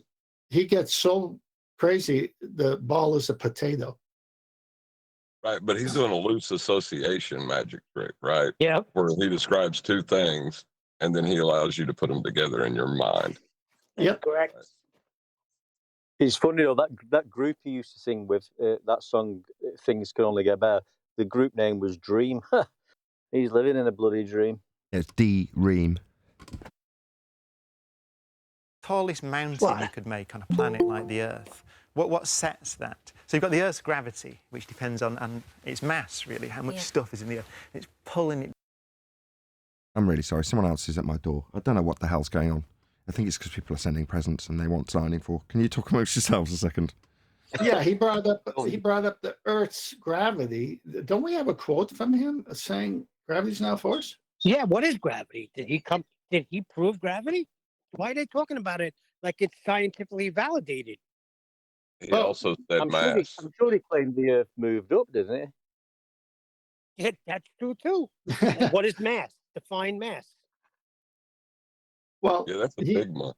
He's like we found out during the grade schools, they teach Newtonian mass attracts mass, gravity, but then later they tell you it's never there. It's not a real force, and the Earth is moving up. So he's speaking two sides of his mouth because I believe, if I'm not wrong, we have a quote from him about gravity not being a force. There isn't really a force at all. Correct. There isn't really a force of gravity at all. Okay, then replay the last 10, 15 seconds and see what he says. The Earth's gravity, which depends on its mass, really, how much stuff is in the Earth. It's pulling it down, pulling it down. So you can imagine there's a force on the ground. You can imagine there's a force, but there isn't one. It's bending pseudo-Riemannian force space-time bending. So, no. We can imagine it. What? Because you give us permission. Very George Musa-esque permission you've given us there, Cox, to imagine a force that isn't a force, that you can think of as a force, right? No, it's not. Bending space-time. Show me a bag of time, then show me you bending it, then I'll accept the Einsteinian nonsense of gravity, which is definitely not a force according to you. Not really a force at all. End quote, Brian Cox. So what is it? We can imagine it, or it isn't really a force at all. Which one is it? Yeah, we know because we know what Einstein is. A bending fourth dimension. Definitely not a force. So no, I'm not going to imagine a force pulling down on a ball that you've just presupposed for absolutely no reason whatsoever. Why are we suddenly assuming forces that aren't forces on balls that you haven't proven? I'm too knackered for this, although I do like good wizardry. Ground. And the bigger you build the thing, the more the force is. And you can work out, well, what is it when that force overwhelms the strength of the rock? Hold up. Yeah, go on, Adam. You see, you're now accepting, aren't you? You've now accepted the premise that mass creates gravity, because the bigger the mass, the more the gravity. But I'd just like to say it is fantastic wizardry, because he doesn't tell you anything. He invites you in, doesn't he? You can imagine. So from that point on, every bit he said, no, it's not his fault how you interpret it, because he's invited you to imagine it as a force. Now let's proceed from there. And he's very mild-mannered, and you miss those bits. It took me a sec to get that, you know. But that's subtly what he's done there. You know what he does? You know what he does with his accent? Because he's well-spoken. He uses a U instead of an A when he says can. You can imagine, he says. You can imagine. Says it very quickly. Makes it that little bit softer. If you emphasise the A, you can imagine, would be a lot less subtle. Rock and it starts to sink. It's actually on Earth, the mountain Mauna Kea, which is one of the Hawaiian volcanoes. It's actually taller than Everest, if you measure. Throw in a random fact after disclaiming that you're going to be imagining stuff. Now cement you back in reality and reality-based measurements. Yeah? So that you forget that you're fantasizing gravity because he's talking about real stuff, right? From the surface of the seafloor. And that's sinking. So that's as tall as it can get. Sinking. Yeah, so it's too heavy. So that is as tall as they go. Yeah. They could go here. So if you've got a big enough planet with enough gravity, essentially. Big enough planet with enough gravity, that requires R values, orbital motions, assumptions of forces that are not forces, gravitational accretion in violation of first laws of thermodynamics. No, not going to assume any of that. Why? Especially when we're measuring and navigating a flat plane. Definitely wouldn't be assuming anything in the sky is a planet. None of you have been there. Nobody's travelling to the lights in the sky through sky vacuums. So all of your assertions about what these quote-unquote planets are is wrong. You definitely haven't visited and studied and observed. Can't, because the claimed place they are to observe them in your worldview is a sky vacuum, in violation of natural law. And no, we're not going to assume any of this, Cox. Essentially. Then anything that gets too big will sink. And gravity just works in it. It doesn't care which angle you're at. So Sorry, sinks in gravitational terms. So what he's saying is mass attracts mass. It's going to sink in, and you saw his hand movements in terms of the way he's showing it all coalesce. No, entropy doesn't work in that direction. Entropy works the other way. So he's describing, as I said before he said it, a violation of the second law of thermodynamics. Entropy law violation. No. Stuff doesn't coalesce. So He pushes it back. into a circle, to a sphere. No, definitely not. Gas doesn't do that. In your world of gases attracting other gases to form by way of pseudo-Ramonian force space-time bending, total nonsense, into spheres, then that violates the description of what gases actually do as they disperse in all directions at a high velocity to fill whatever volume they've got. They don't form suns and planets when they coalesce. That's not how gases behave. They're not attracted to each other. Easily demonstratable, in line with natural law. So no, this complete fantasy that Cox is now selling you sits outside of natural law. If it's big enough. And then you look out into the If it's big enough, it'll coalesce? No, it doesn't make any difference how big it is. Talking about gases, they just expand in all directions. solar system are little moons, less than about 150 miles across or something like that.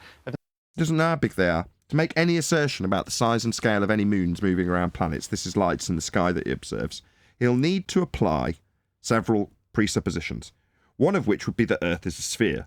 The second is that we have orbital mechanics and moons moving around in an orbital fashion. The third is that Venus has the same R value that's presupposed in a spherical Earth to give you scaling values in Kepler's third law of interplanetary motion to give you the distances. So therefore, he has to assume all of those things to make an assertion about how big a light in the sky is. Now, the main premise of that is R. Earth with an R value, radius. Venus with the same R value, fixed at 3959. Well, that value has been debunked. So no, definitely not. All of these assertions we can debunk by way of the begging the question fallacies that you use to employ them. So no, definitely not. They've not got enough gravity, so they're all misshapen. Enough gravity. Gravity's a pseudo-Ramonian force-based time bending. Show me it. That would be time bending.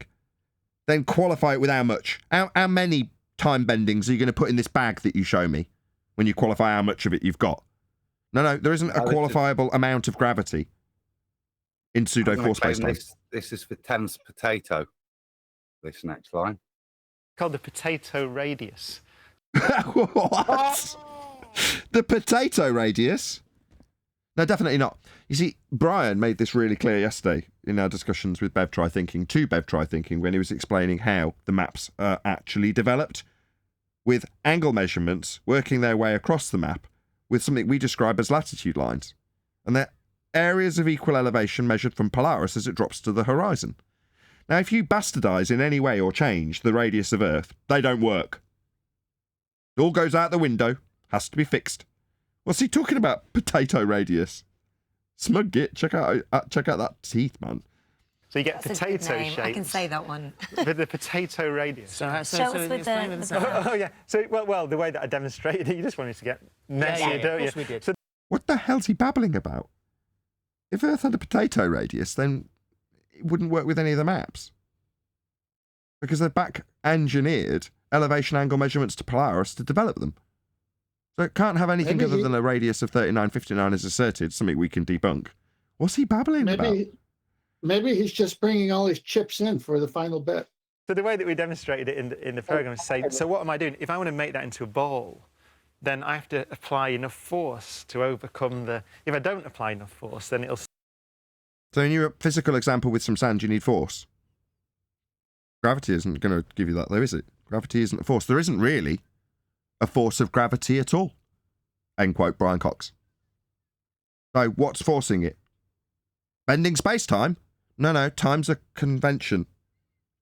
So what are you going to do? Bend things with conventions? I know what I'll form this ball with. I'll form it with freedom. Definitely not. Stay like some sort of misshape, potato shape. So that's what gravity is doing, really. It's doing? What? The bending fourth-dimensional space-time that Einstein invented? That doesn't do anything. It's a description of a bending space-time, a conventional fourth-dimensional medium that isn't real. We don't live in a fourth dimension. There is no time dimension to bend. It certainly isn't a force. Acting as a force that's squat. There isn't really a force of gravity at all. End quote, Professor Brian Cox. Pushing it down, and it'll turn it into a sphere because it acts the same in every direction. Hello, YouTube. Acts? No, non-forces don't act. They're not forces. They're not performing either. So no, definitely not.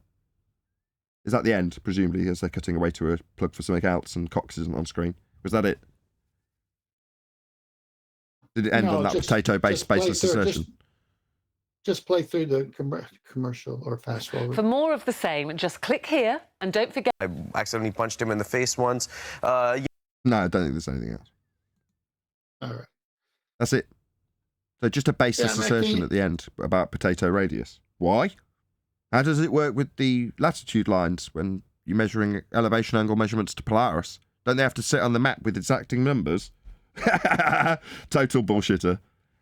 That's real world. Anyway, so the force is going to turn it into a sphere? Really? What force?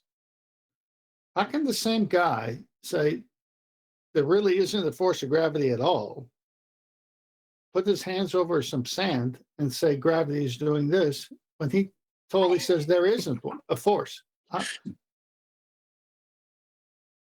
Because he's a heliocentric con man.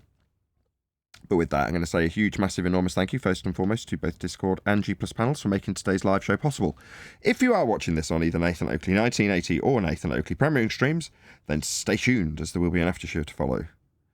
Another massive thank you to all of you who smashed the super chat, liked, commented, shared, subscribed, joined as a member, and all that good stuff. Once again, stay tuned if you're watching on an after show. I've been Nathan Oakley, and I will see you all in the next video.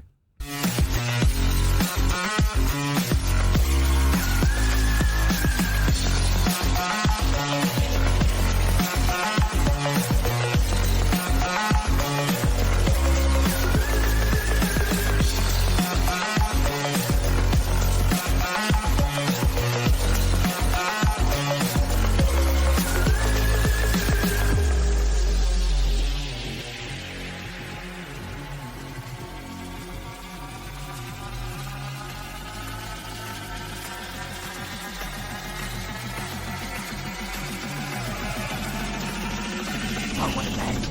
What a lovely day.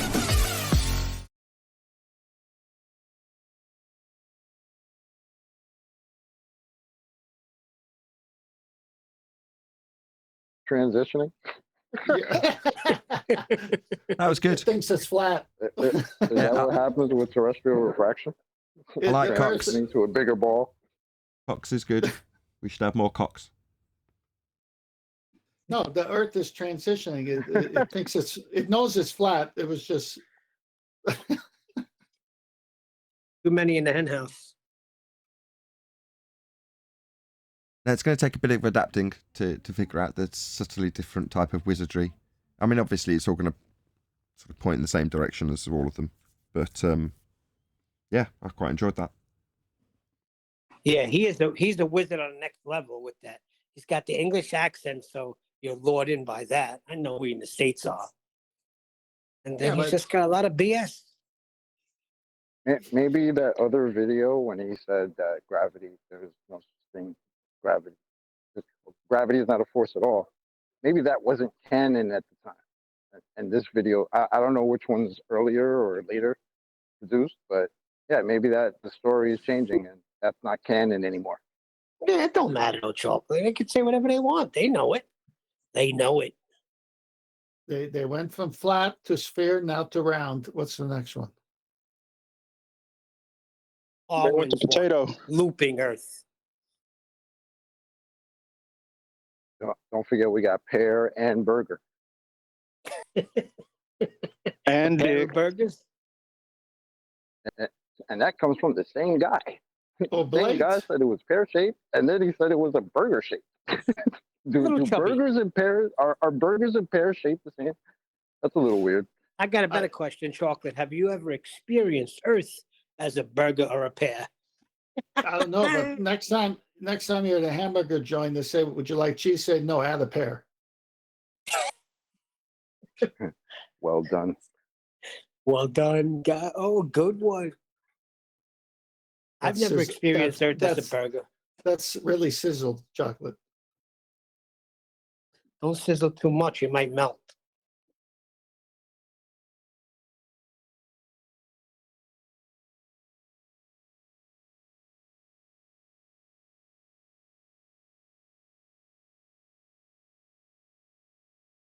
Why has it gone quiet?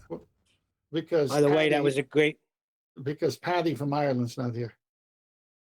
Who's Paddy? Yeah, where is Brian? Where's Brian anyway? Oh, you can't call him Paddy. Brian That's would so be- racist. Only I It's can not do that. racist. He said if it sizzles, it might melt, and you put a hamburger patty, and I'm thinking of Brian, the Paddy from Ireland. Patty. Where is What the Patty? happened? Yeah, my wife's trying to figure out what you're doing with the pun. Paddy. Pat, Was that like a 4D pun? It was a 4D pun, yeah. Yeah, next level. Stand up when I'm talking to you, laddie. This is bordering on Paddy. racist. No, patty, hamburger patty is what they call it here. So there's this guy Carpenter that's been in a text chat, and he I guess he's kind of like he didn't want to join the voice chat because he's afraid of you guys like beating him up in chat. But I was just saying like maybe you guys could comment in text chat, encourage him to come in. He has a question for you guys, but he doesn't want to debate. Tell him it what be voice. nice. His name? Carpenter. At Carpenter, like if you read the main text, he's been like going back and forth, and I'm like telling him, "Come in here." He's like, "Nah, you're running away from it," and talking about what do you say, trigonometry, or I don't know what I forgot already. Come on in. The water's safe. It's nice and warm in here. There's only hippos.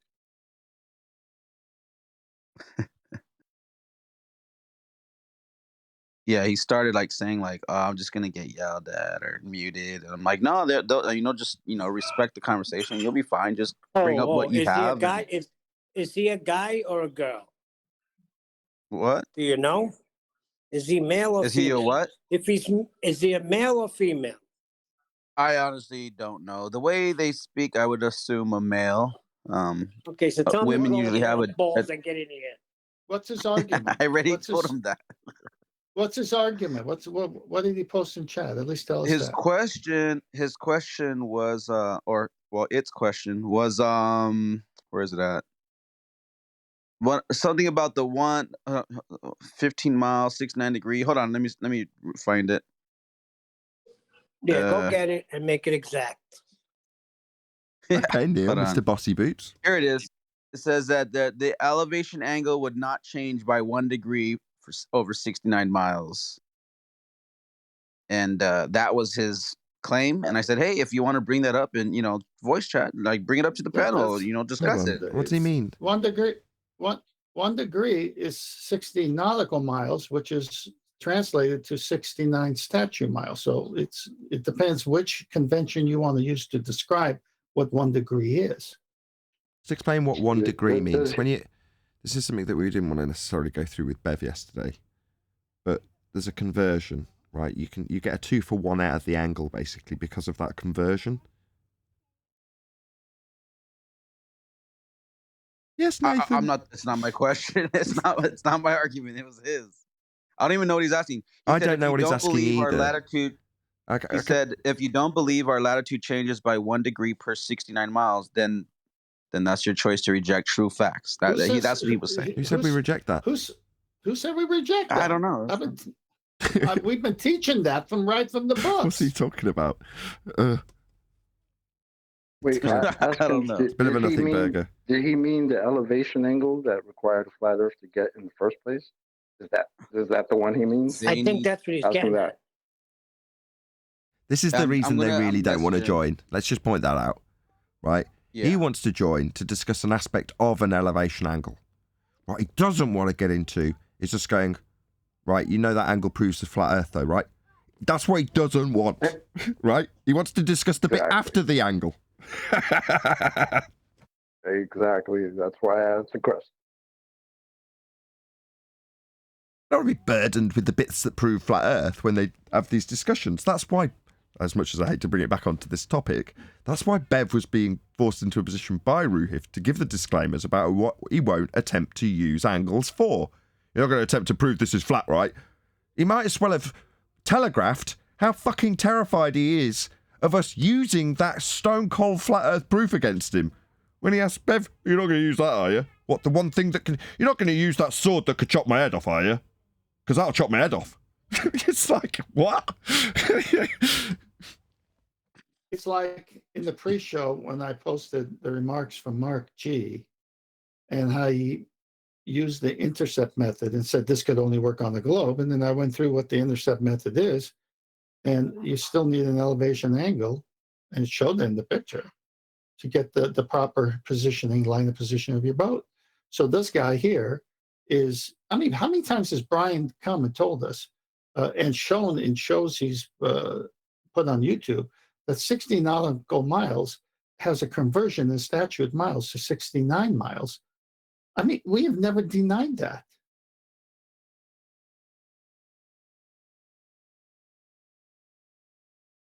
Yeah, that's why you've got to join it. Yeah, fair enough. If it's one of those, if someone was like, look, I know I'm going to give you a sticky wicket if you start asking me about elevation angle measurement acquisition, but I just want to make this point after the fact. Is it possible that you couldn't hold me over a barrel on the elevation angle measurement proving flat Earth so I can at least ask a question after the fact?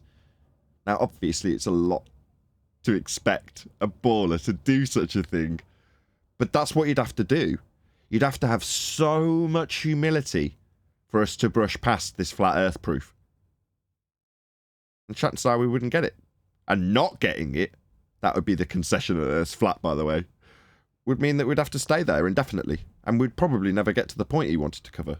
It's like, so you understand that to be discussing this angle, we'd have to be measuring it off a flat baseline, because it wouldn't be an angle if it was off a curve. And if we never got to that concession, they'd never get their answer. So by circumventing that process, getting you to ask, you would hope that this isn't the main thing that's addressed in regards to the angle that's proving a flat Earth. Just the question that's been asked via you. Could be wrong. You never know. No, that's exactly what refracted curvature did, as discussed earlier, when he says you can have it all. I just have two questions.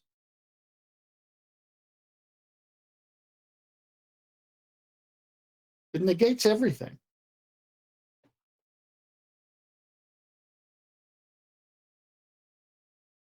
Right. It's a stone cold flat earth proof.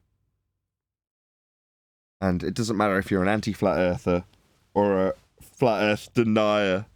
You don't really want that. And you'll try and undermine it. Come on, Carpenter. Come on in. Share your pain. Yeah, he's just saying that I ran away from the conversation. I said, let's talk about it in voice. I want, like, come on. Here's the problem. Let me tell you the problem. You're not a good fisherman, buddy. No, Stag don't only knock would have had him in here. Hold on. Stag only would have had him in Don't here. bash apocryphon, if I'm saying it correct. He knows I'm only Yeah, having a go at him. Yeah, it's cool. I haven't really get on the hook in a while, Neil. It's they're not biting these days. They're scared. Yeah, they are. That's Bev what on it is. yesterday. My God, you guys have got a short memory. Bev's not a flat earther. That's true. That's true. So what the fuck does it matter what he claims to be or not be? If he's attacking the arguments we present, he's no different to anybody else who comes here. I've said this all along. It doesn't matter what your position is. You're a concaver, globe earther, flat earther. Talk shit, expect pain. Flat Earth Society. Okay. I'll just throw that in. It don't matter what you believe. Still waiting for one of those guys to show up. I was very pleased to see a few commenters saying, I really like it when they come on and debate. Like, yeah, me too. It's good fun. But they weren't saying, we really like it when the Globers come on. They don't care if we're taking apart somebody via a video because there's nobody with the bottle to come in and challenge us. Or Bev. Or Jaren. Or whoever it is that strolls through the door, wits it. We don't care. Right? We'll disseminate the general debunking of the globe Earth daily. And then if someone comes in because some aspect of some dissemination of a globe Earth debunking doesn't meet with their requirements that they're trying to punt, then they're going to challenge us. Believe me, they do. Bev's one of them. I think What's up, everybody? personally What's up, that everybody? the Feast of Nonsense needs to be dealt with more. So you come with that, they're more dangerous than globe Earthers. I don't know When about you more have- dangerous. Slightly smarter, maybe.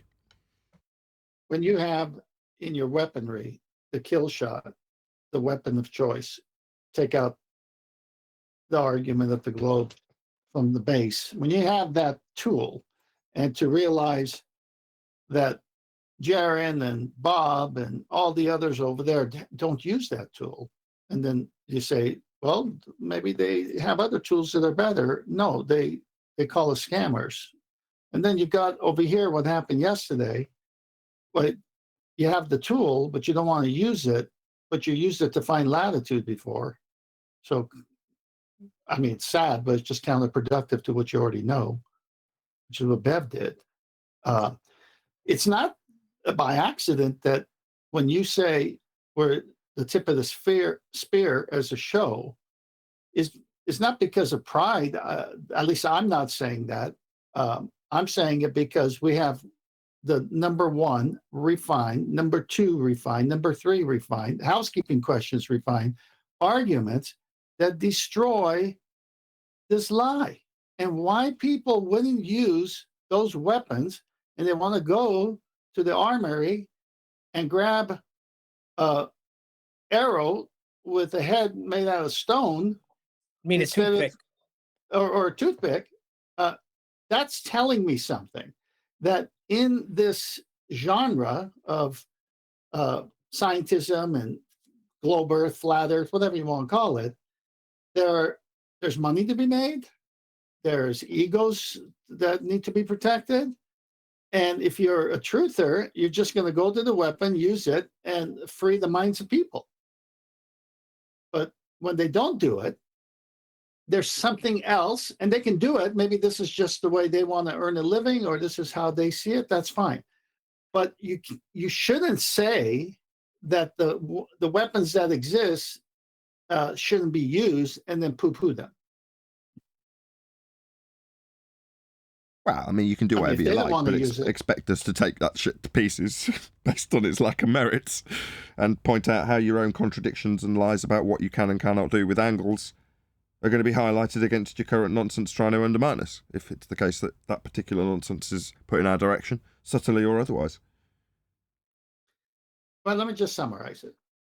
If someone wants to argue it in a different manner and they're successful, I'll listen to it and I'll say, yeah, that was good. Now, let me have a go at it. And then I'll do it in the manner we do it, and it's immediately done.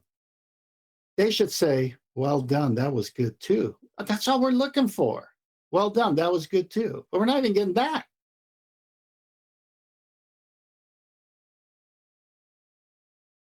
I don't know. I don't expect anything from I them. don't think we're looking, Tenth, I don't think that we're looking for anything, but when you come against it, that's a problem.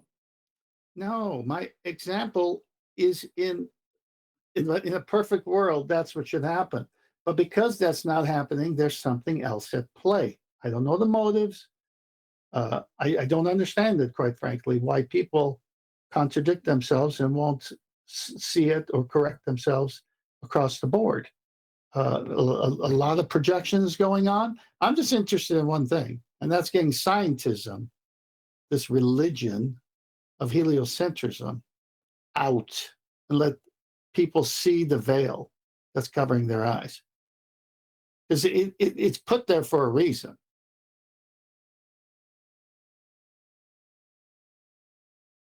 Well, unfortunately, there's a veil over YouTube too, so. Well, we will avail against all odds. No, I we really will hope so. prevail. Avail is, well, we could avail ourselves too. I guess you're right.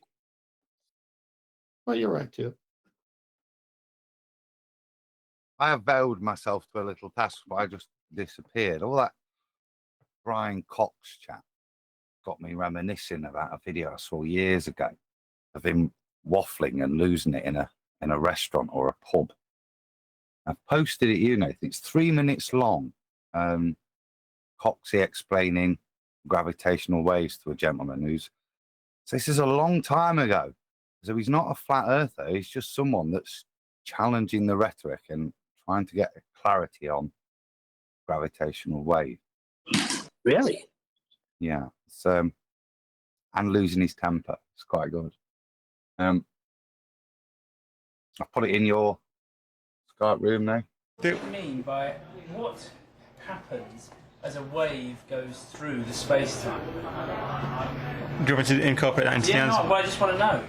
That's the bit that we're not touching on. You're telling me about squeezing and stretching. Yeah. Did you hear the question? Can someone paraphrase the question he's had? Because I didn't quite hear it. I don't know if my ears are blocked up. Did anyone catch it? Do I need to play it again? Yeah, just play it from the start. Yeah, play it again.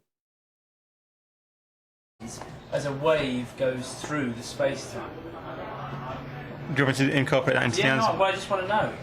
That's the bit that we're not touching on. You're telling me about squeezing and stretching. Yeah. I want to know.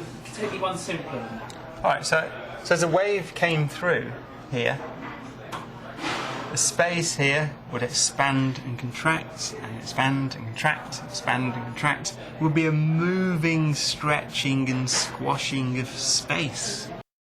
What, like sound? That's what sound basically does, isn't it? He's describing sound wave, isn't he? Well, he's going to get on to conflating with sound waves, which is the interesting bit. So I've called it. So I've called it immediately. Yeah. Love it. Yeah. Love it.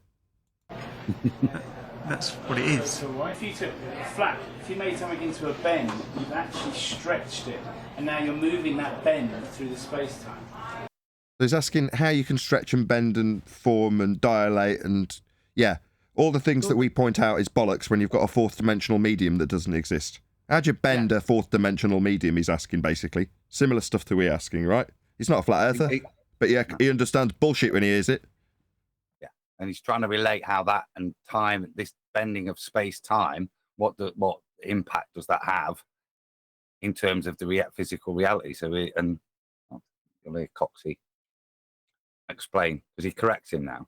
Gotcha. So just so we can make it clear that we do understand this principle that's being described, he's asking what causal influence the effect of bending space-time can have when bending space-time is the effect caused by the uneven distribution of mass in a pseudo four-space geometry developed by Einstein. Now, what Cox is attempting to do is describe his reification of a fourth-dimensional pseudo-geometry into a description of a sound wave. That's what we've got so far. He looks like he's a bit flustered over it because the guy's not aggressive, but going, no, how does this warping of space-time affect me? I'm paraphrasing, but that's ultimately what he's trying to get at when he's asking Cox this question, it seems. Yep. No. No. You're not mean anything through the space-time. Space-time is squashing, stretching and squashing. It's not moving through it. They're saying space-time is bending and squashing. Show me time. Now show me squashing. Oh, you can't? Well, that's because it's a fourth-dimensional geometry in Einstein's mathematics. Not physical in any way, shape or form. Your description of it, paralleling with things that we might see, isn't being done when you describe this bollocks that you're coming out with. And the guy can see it written all over your face. I'm not watching it, but he doesn't sound very confident right now. Doesn't look it either. Written all over his ugly mug. But like us, right? This would be like going back to us, back on Flat Earth Debate 10. Going, they don't really seem that convinced of their flat Earth rhetoric. They don't seem to be really making any substantive claims about it being flat. So, you know, that's a bit crap. And Adam's already disclaimed this is from way back when, right? Like anybody, us included, right? Anything that we're disseminating could be qualified as rhetoric. We're saying it over and over again, right? That's rhetoric. Now, we've refined our rhetoric, even renamed it housekeeping. But that's our rhetoric. And if you want to classify us as magicians, I wouldn't have an objection. We're trying to cast our spells on the audience. What are our spells? Well, our spells have the best of intentions because they're trying to disseminate the truth of the reality of the world that you're in. That's what our words, our spelling, yeah, our grammar is. That's what we're using it for. Rhetoric. Now, his rhetoric isn't as polished in this video. So it doesn't mean that we're going to cut to the old videos and go, crap he is, he's not that great a wizard. Obviously, he's refined his wizardry over time. Because of events like this, we're seeing the shaping and moulding from apprentice to wizard. At this point, he's an upstart astrophysicist, as opposed to a well-rounded, well-disciplined, skilled priest of the heliocentric religion. He's not that yet in this. That's clear, isn't it? I mean, this is ages old. You can see how young he is too. The clip's 14 years old. Like I say, it took me a while to find because it is an old one. But watch, you're describing it exactly right because he'll appeal to the producer and lose his temper as well in this as he's failing to convey his message. As this guy just is just asking him politely, really.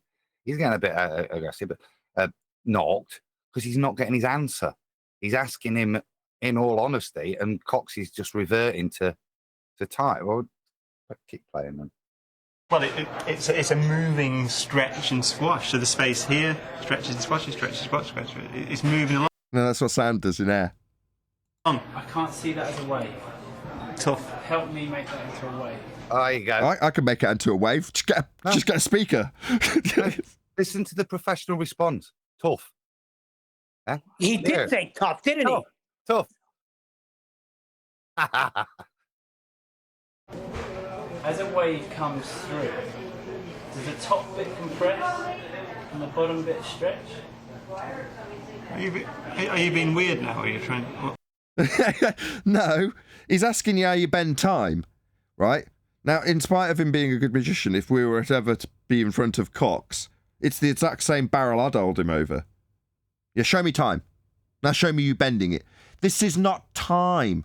This is a napkin. Yeah? Do you know the difference between a pseudo-geometric fourth dimension and a napkin?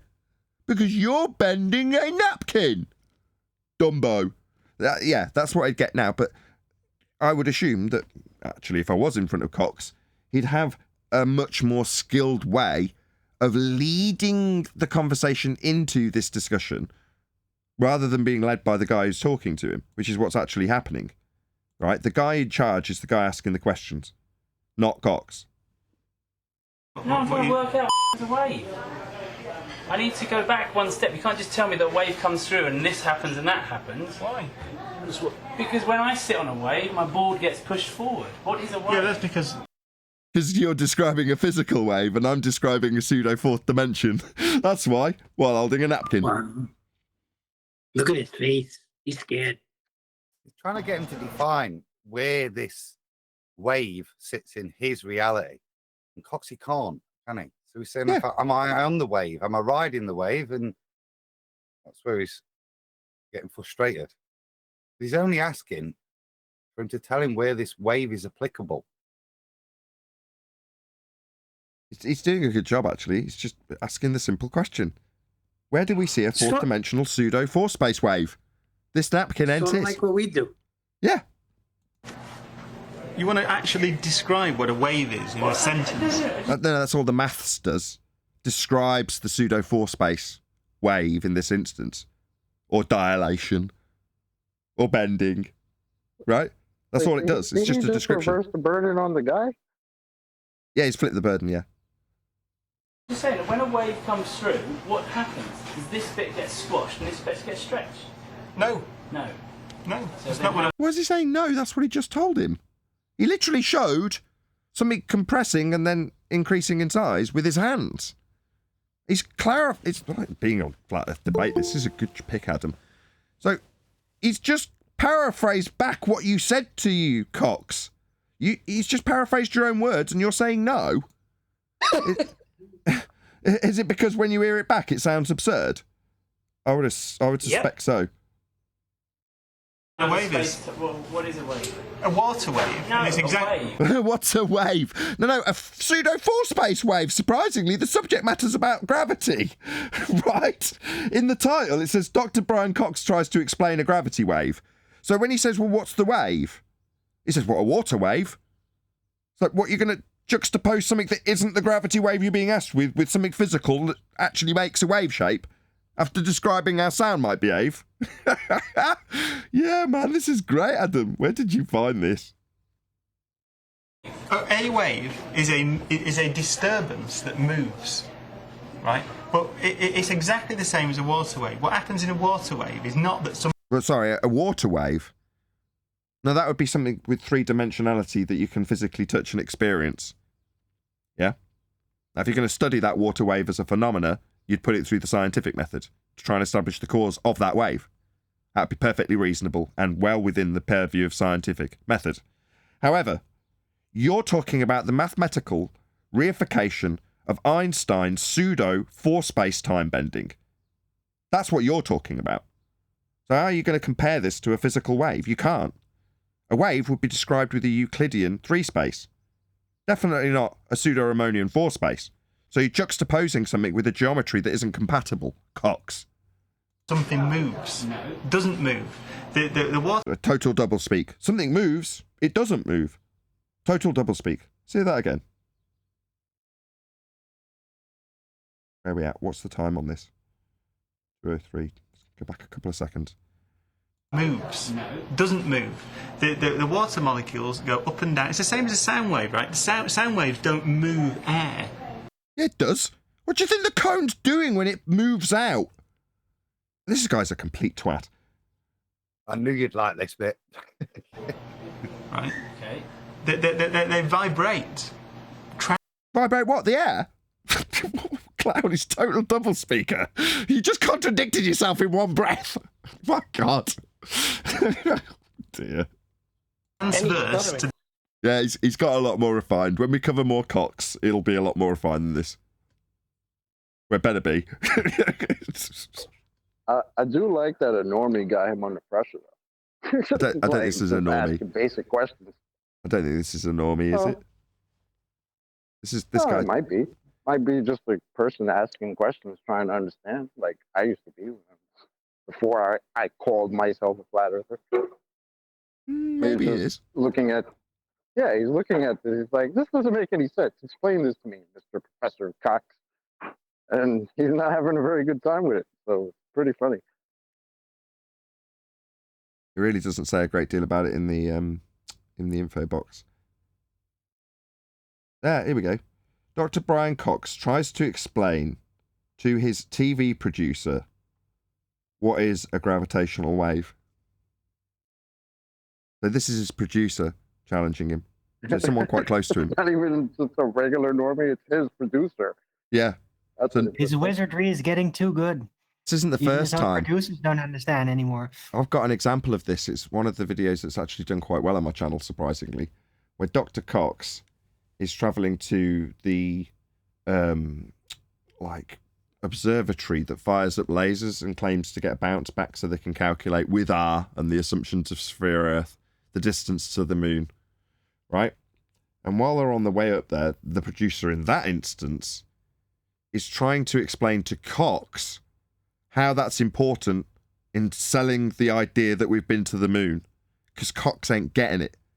Can't understand why. Well, what different... Yeah, you'll have to dig it out. It's on my channel somewhere. It's just type in Brian Cox in the search bit of my main page, and hopefully it'll just take you straight to the video. But yeah, there's other instances where it may be the same exact producer, because it was about this sort of time. I bet it's the same producer. It's just some guy who's like, I don't like Cox, he's full of shit. Well, but I've got to work with him. If it's the producer, now I'm not saying this is what happened, but I would highly surmise that he's heard him talk so many times on this subject and still fuzzy in the head. And now he's saying, look, I've heard you talk, I've produced your videos, I still don't get it. How is this possible? So then we get this priceless video. No. Can I give it a go? No. You've missed what a producer does. What's happening? Because the reason I said this isn't a normie is because the way it's framed, right?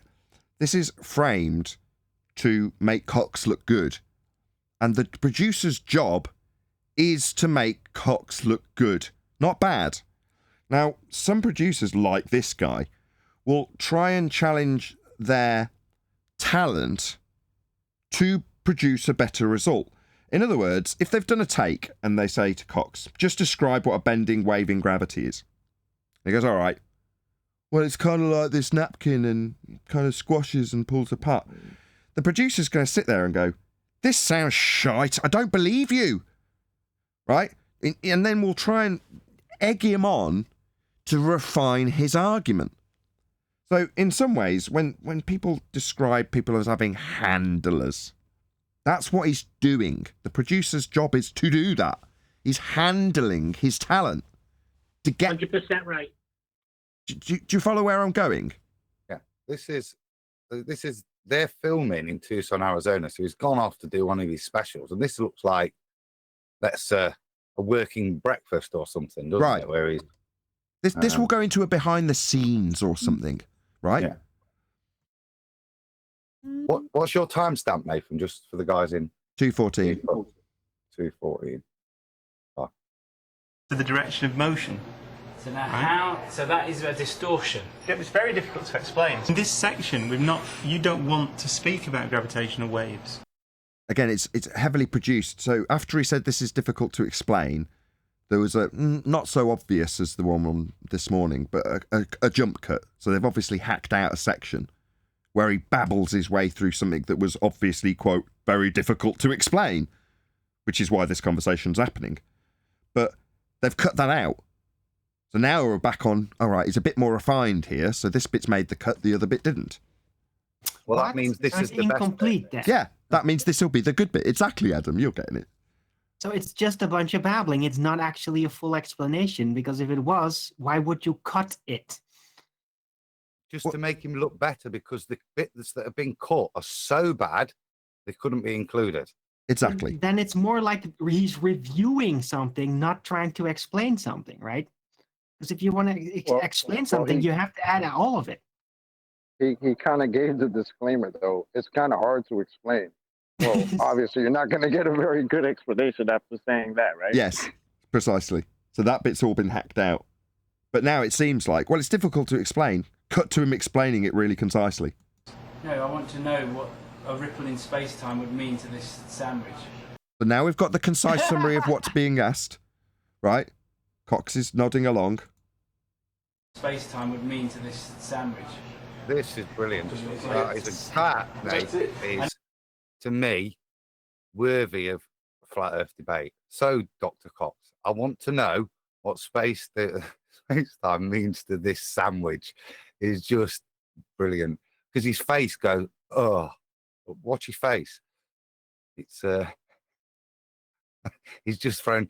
You're right. Is he just purposely sending curveballs? Yeah. Because. Yeah, I think so. It says it's his producer. I'm almost certain this is space-time. I'm almost certain this is exactly the same guy that I found a clip similar, but it wasn't like this in a setting having coffee or whatever. It was in the back of a car or back of a truck on the way to this observatory. But I suspect it's exactly the same guy. Space-time would mean to this. Yes. Let me say something real quick, because you're right. Because on his radio show, I listened to sports radio. The guy was getting on his producer because he was doing something similar to that. And the producer said, I'm just trying to make your show better. That's why I asked you these questions. So this is like right on. Sandwich. That's it. I know that's it, but I need one. It's like saying AZ.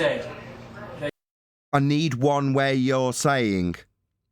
He's saying, I want to get a good take. That's what that said. The guy in the background, the other producer, said that. The guy's looking at. He's appealing to the other guy. Going, what the fuck? Why am I being asked this stupid question? And the other guy's saying, we want to get one where you're responding to him asking you like this. They're just trying to orchestrate what they produce. They're producers. Present it in a format A to Z sort of thing. He's saying, it's... There you go, that's the alphabet. It's not. I need the bit in the middle. He's saying you're going from A to D without the B and C. We need the B and C of it, Cox.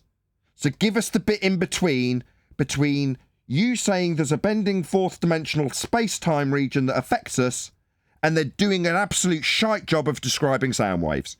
We need the B and C bit to be fucking good. This is going to be on the BBC. You know, he's saying you're not even describing the B and C, and he goes, no, I'm not. Tough, and no, I'm not. Brilliant. I have no idea what you're talking about. Right. This covers everything. Right? If you want me to explain what a wave is, then I'll explain what a wave is. But No, a pseudo-Riemannian force space-time geometry wave. That's the bending space-time in Einstein's mathematics for a gravity wave. But you're just appealing to if I explain a three-dimensional wave to you? A Euclidean description? After we review this video, if it's over, can I give my answer, which will actually be an attempt at an answer and not just a bunch of jump cuts? What? To what a gravity wave is? Yes. Who cares? Why would you want that? We know You're what it is. censoring me. We know what it is. I'm asking you, why would it be relevant? That's not the point. Because I can. Because I can actually answer it. You're censoring me. That's Alwyn, boy. Fine, yeah, once it comes up afterwards, Arwen, once it's all done, if no one else is talking about anything interesting and we've all fallen asleep and we want to know about your fantasy maths. No problem. Arwen is claiming...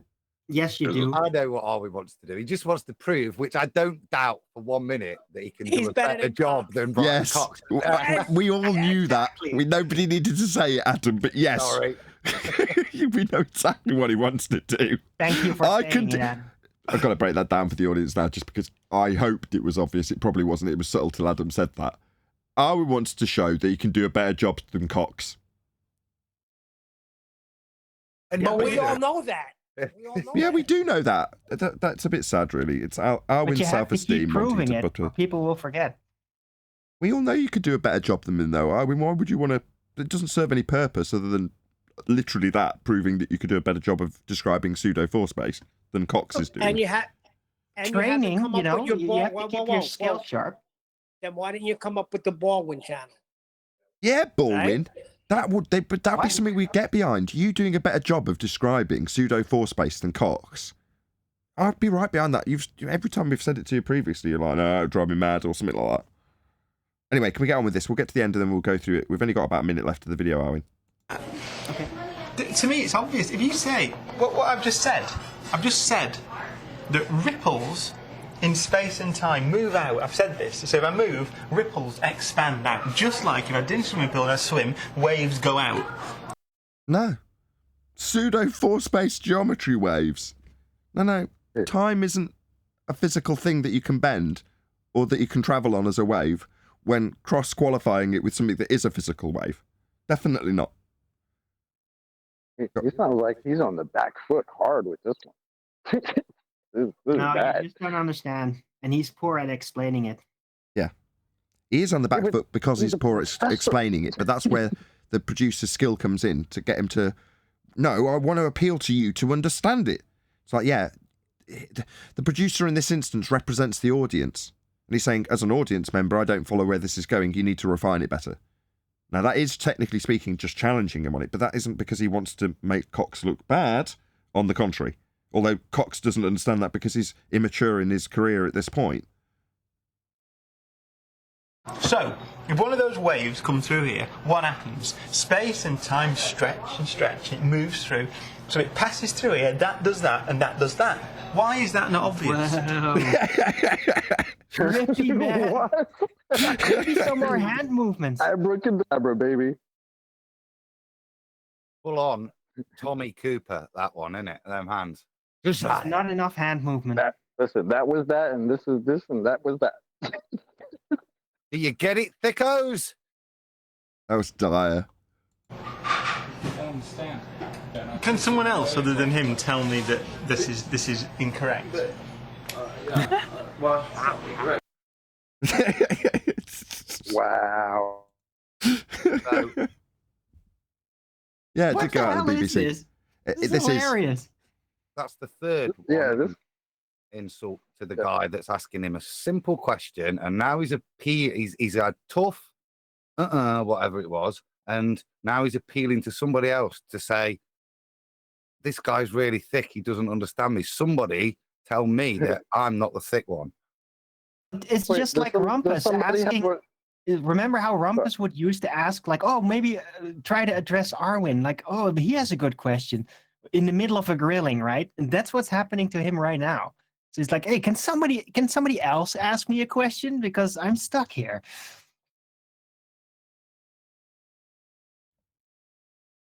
I'm going to see if I can dig out my clip from way back when. It's probably going to take I me posted forever. it in Master D. Oh, did you? The actual video. You found my video already? Oh, wow, thank you Not very your much. video. Not your video, but Oh. the video. The video? Oh, right, you've got me with the fool or fraud one that someone else has posted. And then you've got the original, right? I just saw the car, the producer. I said, I'll post it. This is what he's looking for. I haven't watched it. Okay, let's see if it is actually that one. That's an ad. No, that's gravity bending space. That's another ad. Okay. Wow, that's a lot louder than the last video. I don't think this is it. It's a long intro. Denser than ours. Oh, well, yeah, immensely. Right. No, so this is Robert Llewellyn and Brian Cox, which is something that I'd love to cover because I really, really like Robert Llewellyn. He's the guy who played Crichton in Red Dwarf. The robot character in Red Dwarf was played by this guy on the left. And then, obviously, we've got Brian Cox. No, this isn't it. But someone else took it out. So I will just, if you give me a second. All right, save the Robert Llewellyn one for tomorrow then. Yeah, I'll happily do that. Yeah, we'll cover his little chat with Robert Llewellyn tomorrow. But this is me. This might be embarrassing because it's from quite some time ago. 5 years ago. Hope this isn't too embarrassing. We'll see how we go on. Oh boy. Are we finishing this one or? Oh, we had, hadn't we? No, he's about to pop. We got to. Can you get somebody else? Yeah, that's where it ended. I thought Yeah. that's where. I thought that's where it ended. No, is there more? There was I a thought blue. There was about another 5 or 6 comments.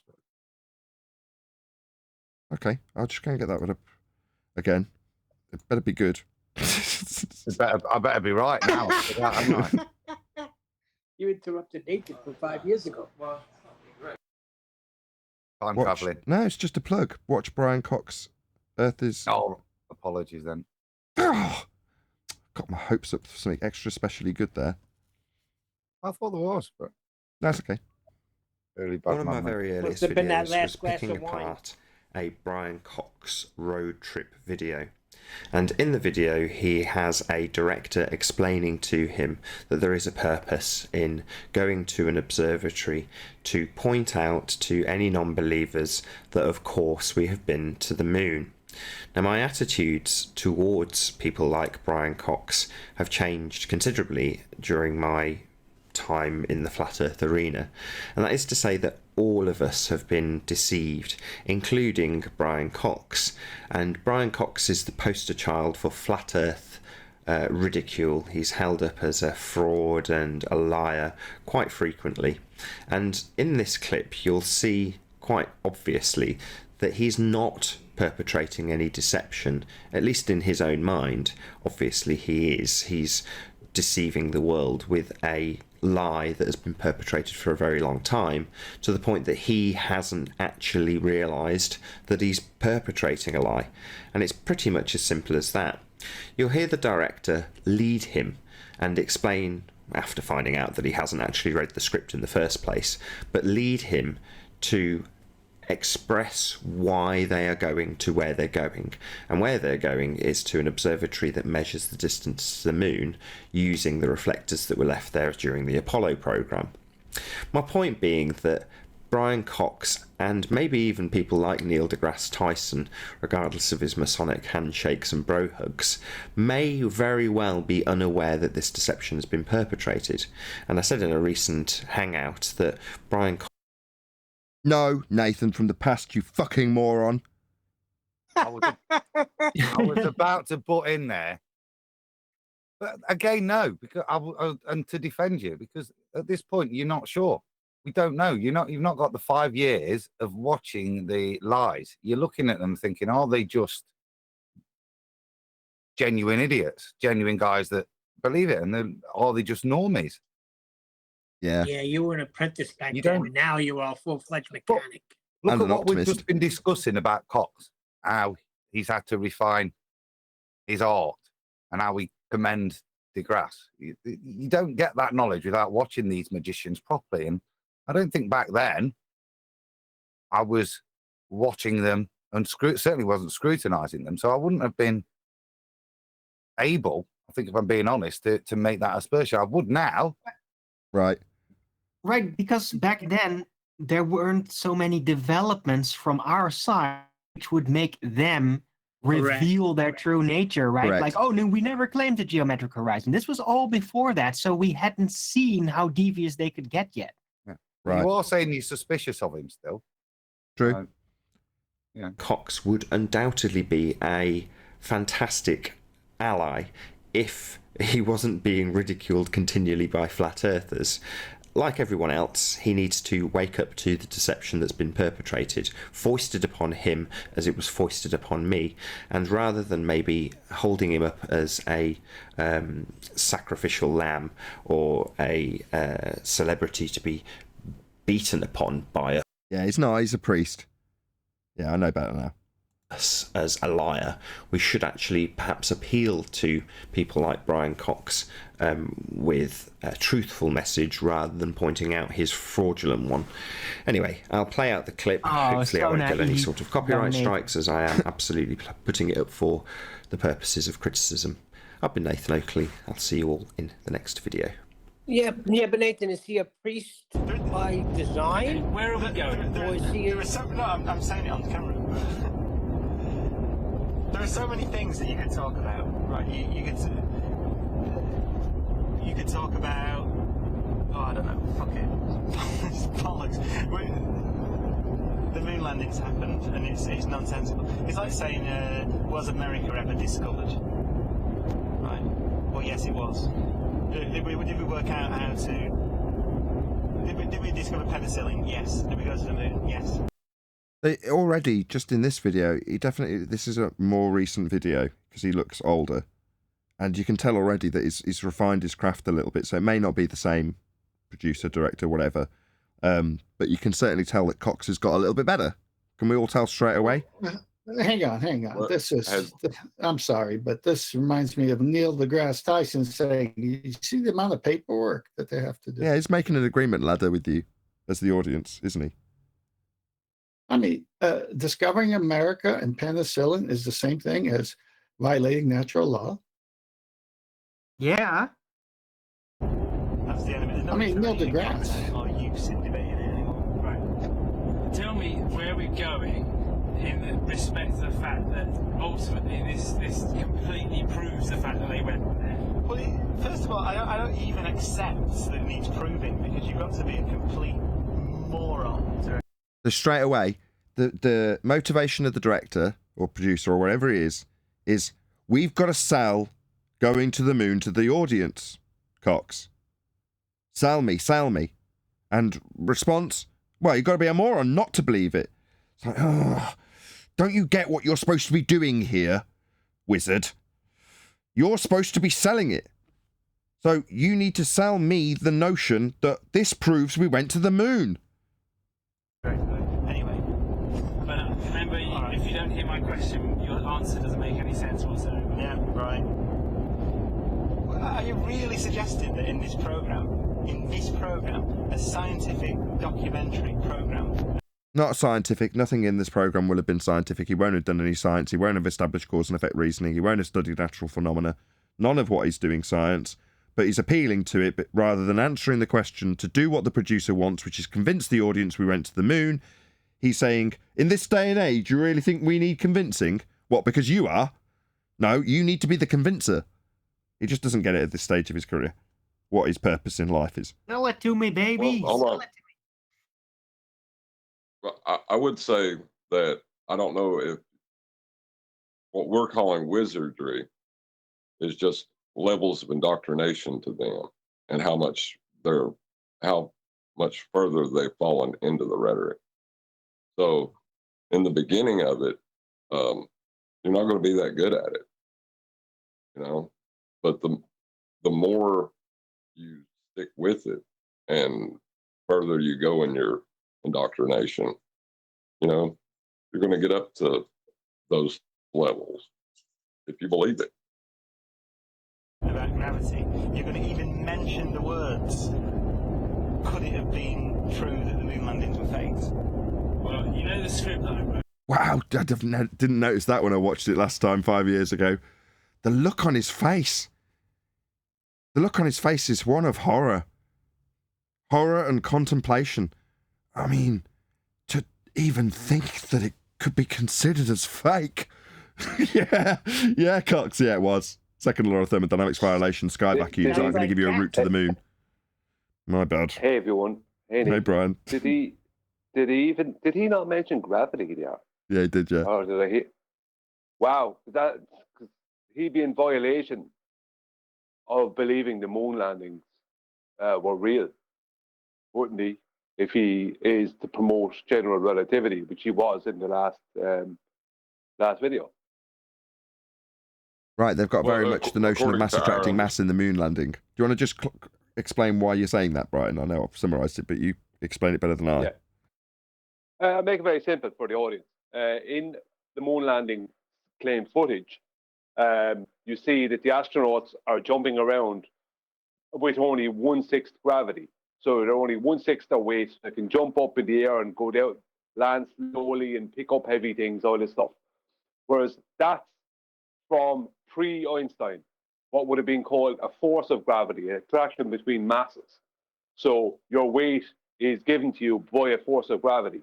So when you are on a smaller spheroid, let's just say, than the globe Earth, then you will have there'll be less gravitational attraction because the spheroid is smaller.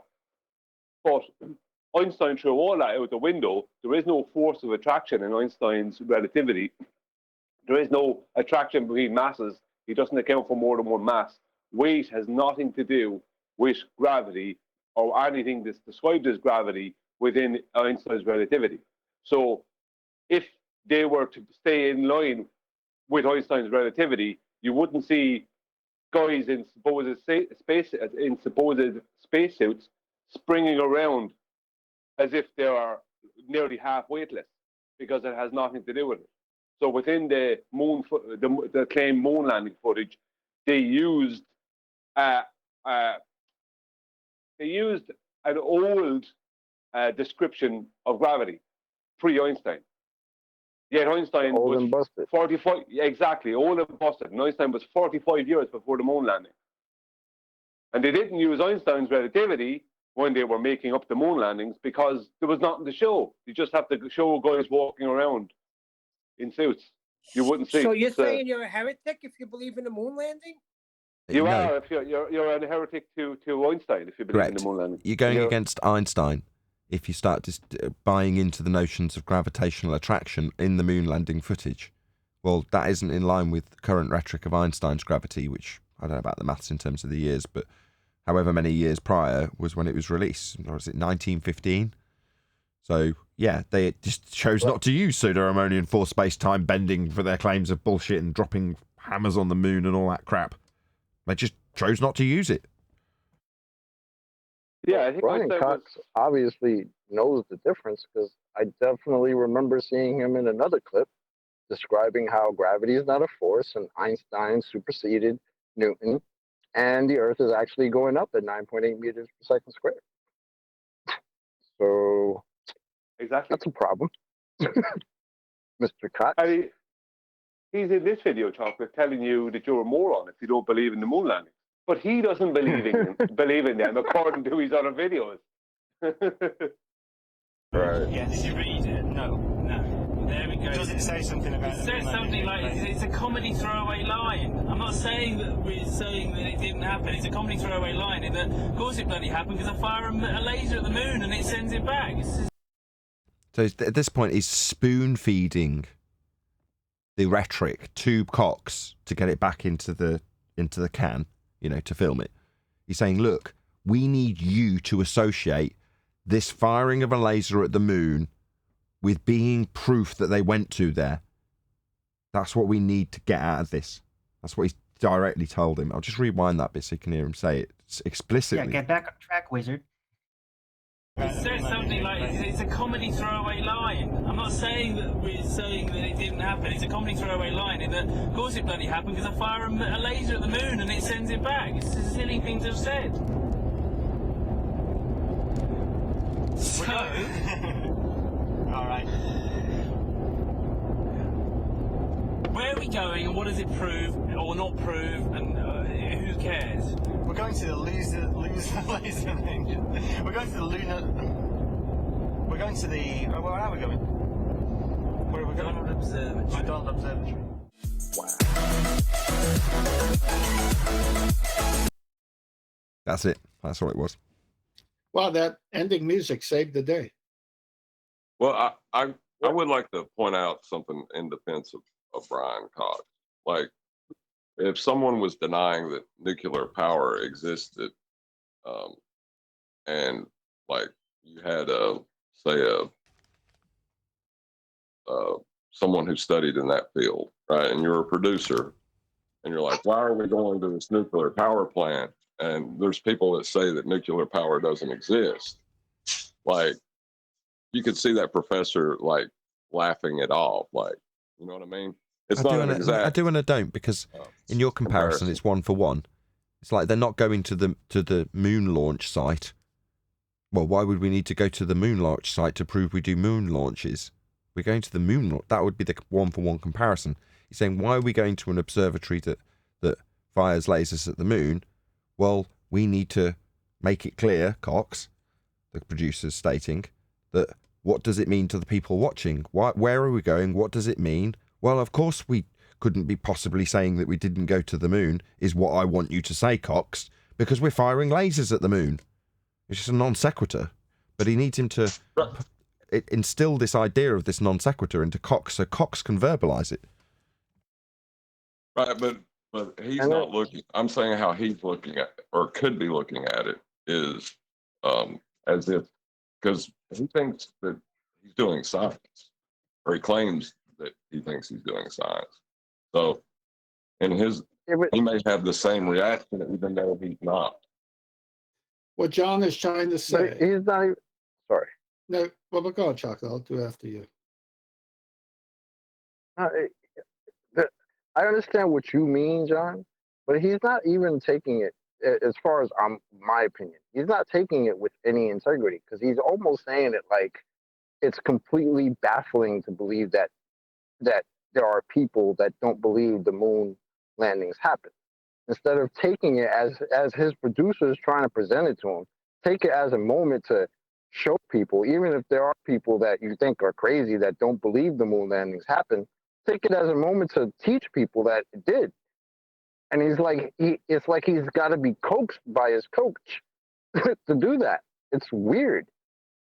Well, the thing is, though, like if I walked up to a nuclear physicist, right, and said that nuclear power doesn't exist, he would either laugh at me or just look around the nuclear powerhouse he's standing in, you know?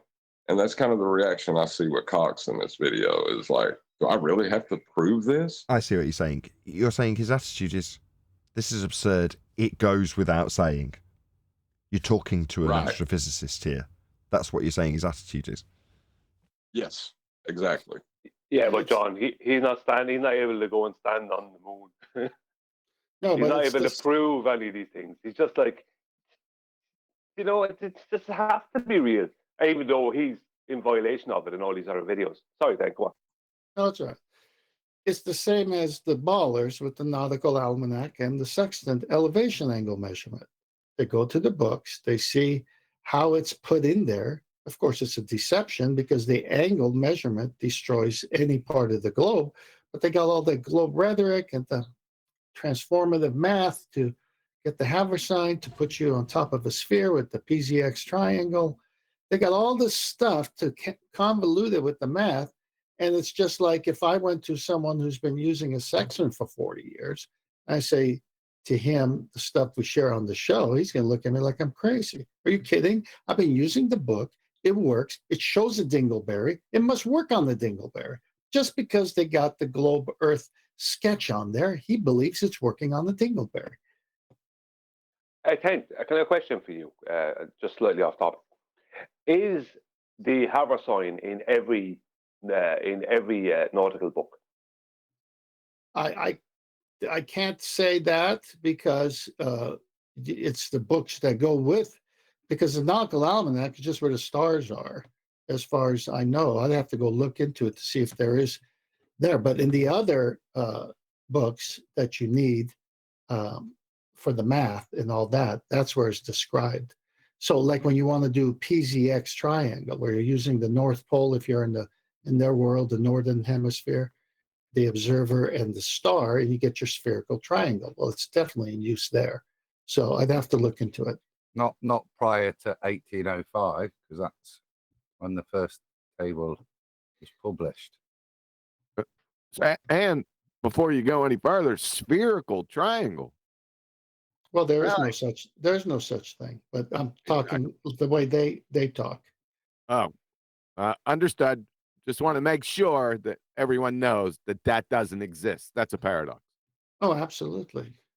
They have it going all the way to 570 degrees. Imagine that. Hey, Nathan. Nathan, you. Yes. That's not Nathan. Yes. Oh, that's Nathan. Yeah. See? Before you close out, I'd like to bring up a minor topic. I just don't know when you're going to close out because you never say when you're going to close out. You just say that. Perfect. And with that, right? So I don't want you to do that before I bring this topic up. Don't bring it up. That's as good a time. Want me to bring it up now? Yeah. I was just going to eat. My blood sugar's circling the drain. That tells us he's planning to close out, so bring it up now. Sorry, I'll fill in for you, QB. Go off and have some food, and we'll keep the show running. Don't worry And about with it. that, I'll say a huge, massive, enormous thank you to both. I could spend the time by trying to explain to you guys what a ripple of what is it? A gravitational wave is. That's a fair point. Right, Q gets time to get some food down him. Alwyn gets time to do a better job than Cox did. We did promise. Go ahead. Thank you. All right. So yeah, it's not, of course, going to be like an actually fully sound explanation because Hold it's on. gravity. But you need some theme music. yeah. But the thing is about the idea of a gravitational wave is that, well, if it's based on gravity being the bending of space-time, and then there is a ripple within bending of space-time, we would have to conclude that there would have to be a pseudo-Riemannian subspace, right? Because if the bending of space-time can ripple, that means that it is a wave. Thus, there has to be an initiator of that, a substance that is separate, right? Just it's like the particle wave duality, which isn't a duality, right? The idea of ether. Well, there would have to be an ether of gravity within pseudo-Riemannian force space.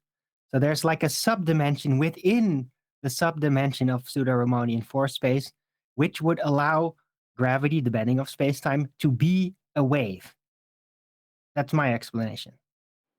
Well, I could do better than that. So could I. Oh, it wasn't actually an explanation, you say? When you drop a stone into the water, when the stone hits the water, it causes a ripple out from that stone, and that's what happens when a mass bends space and time, because that causes the effect of gravity, causing a ripple, which is what we call a gravitational wave, out through the universe, affecting all things. Yeah, but my point is That's that wrong.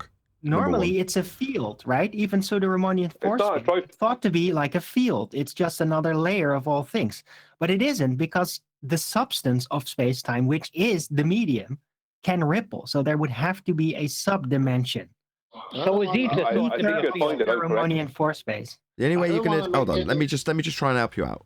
The only way you're going to do this in a coherent way to better Cox is to describe experiencing time in a linear fashion and then juxtapose that with the description of a geodesic bending through time in the time dimension.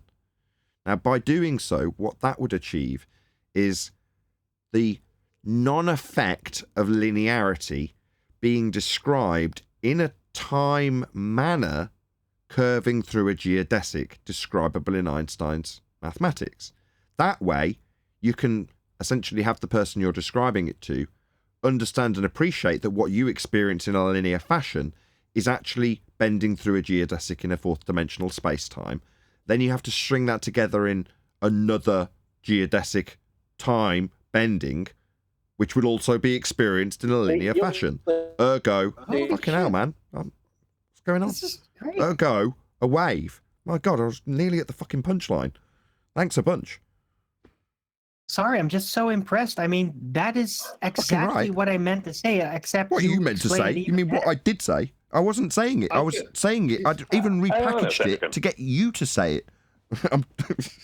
I'm doing the thing that I'm now coaching you like you're fucking Cox. Hang on a second. I don't want to make you said I was anything wrong. up. Hang on, sorry. Nathan, you said I was wrong. Yes. No, I am not. The reason That you're is wrong, what a gravitational wave is. you didn't reify.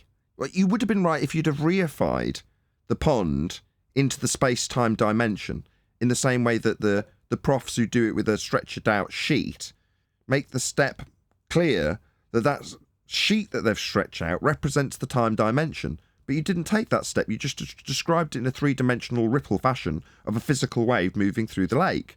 But that isn't time bending in a fourth dimension unless you qualify your reification. You didn't. Sorry, you're wrong. You just went the first. But I'm trying to. But I'm not wrong. I'm just trying to explain it, and I think I explained it very well to the guy. No, you didn't. You did the same. You did the same crappy job that Cox did, because all you did was juxtapose it with a three-dimensional Euclidean description of an actual physical wave. That was the same quality. Even Arwin's was better than yours, Brian. It's not often that you do poorly. That's how it's described, though, Nathan. That's how it's described. Can I have a citation for that? No. Brian, no. Just help this out with Brian. yes, it is, but there's always a qualifier that you didn't insert for the reification of, in this case, it would be the meniscus layer of the pond into the time dimension. You didn't take that step. Exactly. I thought that was obvious. Oh, right. Well, that's what Cox would say. That is perfect. Wow. This is magic. Hopefully I'm not hang on 1 second. Hopefully I'm not making any waves, but I can do better than that. It would be experienced in a linear fashion anyway. I mean, obviously, it's a straight line that we experience on a geodesic in space-time. Oh no, talk about ruining a punchline. Sorry. So none of you did the Socratic method. You didn't define Ripple. You didn't say if it was a cryptocurrency. You didn't define it as a wine mixed with fruit. you just went off Ripple. So I did better than all of you. Wow, talk about nitpicking. He needed a boozy Stop reference to whining. come back at him with, and I couldn't think of one. You know, Nathan, I'll be honest, I couldn't follow what you were saying at all. Perfect. So I did absolutely fantastic. That was ideal then. I thought that Nathan actually said it really well, better than I could formulate, because he actually drew in the mechanics. I kind of didn't do that. I only gave the rough outlook, and Nathan just filled it in. I was like, whoa. The main trick So, with yeah, bending impressive. space-time, right, is to always have a straight line path representative of the reification of the time dimension, right? In other words, when they describe you moving in a linear fashion, that will be your experience here on Earth. So the idea is to get the person to understand that nothing happening represents the bend through the geodesic in the reified time dimension. Once you've got them to comprehend that, oh, so what we'd actually experience is fuck all when you describe a straight path through a geodesic that's actually bent. I won't experience anything beyond what I normally experience because in my reality, I'm travelling along the geodesic in a linear fashion in time. So I wouldn't notice the fact that what's curving through space-time is only ever experienced in a linear fashion by me. Therefore, I wouldn't experience anything any different to what I would experience in my general day-to-day life. Isn't it amazing how not experiencing anything different to what you ever experienced actually shows you how you've bent through a geodesic? Isn't that amazing? But that's the entire point, right? That's the point. It's like, yeah, we think it's all normal linear, but in reality, time isn't really that linear. It's just because we experience it linear. Bending up and down through a wave. How it is different. Exactly, Alwyn. We might experience it in a very linear fashion, but in reality, that experiencing of something that isn't physical and is a concept we've actually described is already being described by you as being experienced. Isn't this amazing? How you've all been led so beautifully? This sounds awesome. This sounds just like how I'm supposedly experiencing like 25 different vectors of movement right now, but I'm not actually experiencing it, which proves that I'm experiencing it. That's great. This is the thing, right? Arwin, a few years ago, had this, I don't know if you call it epiphany, but a notion that he wanted to explore. And on that vibe, I'm kind of trying to say something that will hopefully encourage people to trust us a bit more, which is to say that if Arwin did do the Baldwin channel that we've been encouraging him to do, I suspect he'd actually do quite financially well out of it. If he set it up all separate from everything else and kept it not even on the down low, but, you know, away from his flat earth disseminations, very much kept it on point and on character, and basically did his version of what we're doing here, refined his arguments for globe earth and disseminated it in the way that only Baldwin can, yeah? There's a good chance that that would be more profitable. But you've got to be good at it. In other words, you can't just go, well, if I just transition to the ball, like someone like Ranty would assume, well, I'll have riches follow me because I'm a baller then, right? Therefore, riches? No. You've got to actually be you've got to actually offer something, which Arwin certainly could do with Baldwin. But the fact of the matter is, regardless of the fact that it would be easy to transition like someone like Ranty, none of us will do it. And the reason is simple. Look to Haunted House and Conspiracy Cat's interview for a baller describing what I'm about to describe, which is the sleepless nights that you would endure if you're a bullshitting liar, right? That, I don't necessarily speak for everyone. I'm pretty sure that everyone I surround myself with are good, honest people. Now, typically, good, honest people find it quite icky or awkward or nasty or horrible when they find themselves in a position that they're lying. In other words, Unsettling. Unsettling. They don't want to do it, in other words. I don't want to be in that position. Now, you might find yourself falling into bullshitting, but that will be uncomfortable for someone who's generally honest, right? So therefore, why wouldn't we move into that arena? Well, because it would feel fucking horrible. And that's the anti-flat earth arena that would probably be the same pond anyway. It's probably what Ranty actually found. He swam across a bit of the pond and then found it was the same bloody pond. Thinking that riches would follow. Is that like in Planet of the Apes where he goes back and goes, no, when there was ape people there in the world he left us? Exactly. But what we're talking about with Baldwin wouldn't be that. It would be the comparative normie comparison. I think we used this actually today on the show, right? With the guy that's talking about the moonrise and how it made him feel, and he ends up with 20 million views. That puts you into a different arena once you're disseminating the ball earth information in a very digestible and coherent way. That will get you somewhere on YouTube if you can do it with some personality, far more than stuck in this pond as a flat earther or anti-flat earther or concaver or whatever else there is swimming around here. You got to come in and say, enough of these guys trying to explain this nonsense. Here's Baldwin, and this is what it's all about. And you break it down, right? Owen. Well, there was an overriding point that I was going to get to actually, Neil, which is to say that that's true for all of us, because in order to undo an argument from the globe, you've really got to have a good understanding of what the globe's offering. And yet we're at the cutting edge, as we were described by Bev yesterday, paraphrasing how we describe ourselves, which is absolutely correct. In other words, this is super nitpicky when I'm like, no, Brian, fact, you were wrong. It's like, no, it wasn't. Right? Just sharpening up right at the tip of the spear. No, if you're going to play a baller, you've got to qualify your fourth dimensional reification in the medium that you're rippling. If you don't do that, it's wrong. Right? That's right at the tip of the spear. Why? Because we're being hyper-specific about the actual claim that's being attacked. If you haven't got that right, then how are you going to undo it? Like we said to Bev yesterday, well, what is the black swan? I don't know. How dare you attack it? And that's how we're doing the globe, right? In other words, all of us, without exception, with a little bit of spit and polish, right, which is all that's been done here. The only reason I was concise enough was because I had everyone else doing it before me, right? We'd have all got there eventually, because we're all hyper-skilled in understandings of rhetoric that we defeat. Now, I don't know where I got this from, but somebody at some point pointed out that the best person that you can debate is somebody that can actually stand in their opponent's shoes and put their argument in the best possible way, a.k.a. Baldwin.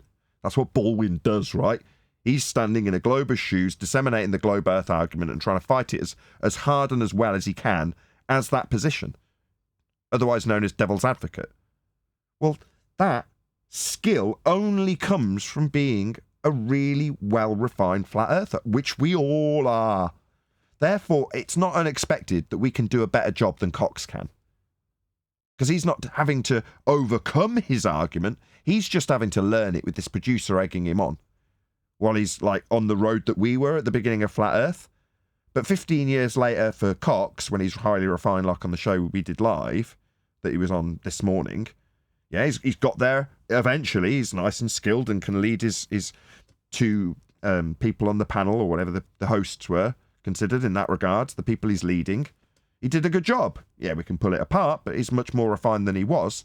Well, the same goes for us, but in a much more condensed period, because we're having to defend claims that we haven't made, whilst suffering ridicule under high pressure from the masses, while we defend non-claims for the flat earth and pull apart the globe claims that we must understand in order to do it. And must understand means must understand better than Cox does. Hence, we'll all be able to do a good job of this. We'd all be able to do better than Cox at disseminating the bullshit of a globe. Therefore, all of us could easily transition and probably be more successful. I say probably, I don't know. Given Ranty as an example, probably not. But, transition into a non-flat earth arena and do a really good job of disseminating what is globe earth rhetoric. You know, when I teach my kid about it, I'm on point. I know my heliocentric shit well enough to teach my kids it, and I do, so that they are at one with society they'll find themselves in. Yeah? Therefore, I would not need somebody who's better at it like Cox, because he isn't, to disseminate the religion of heliocentrism. All of us could do a good job of disseminating it to next man.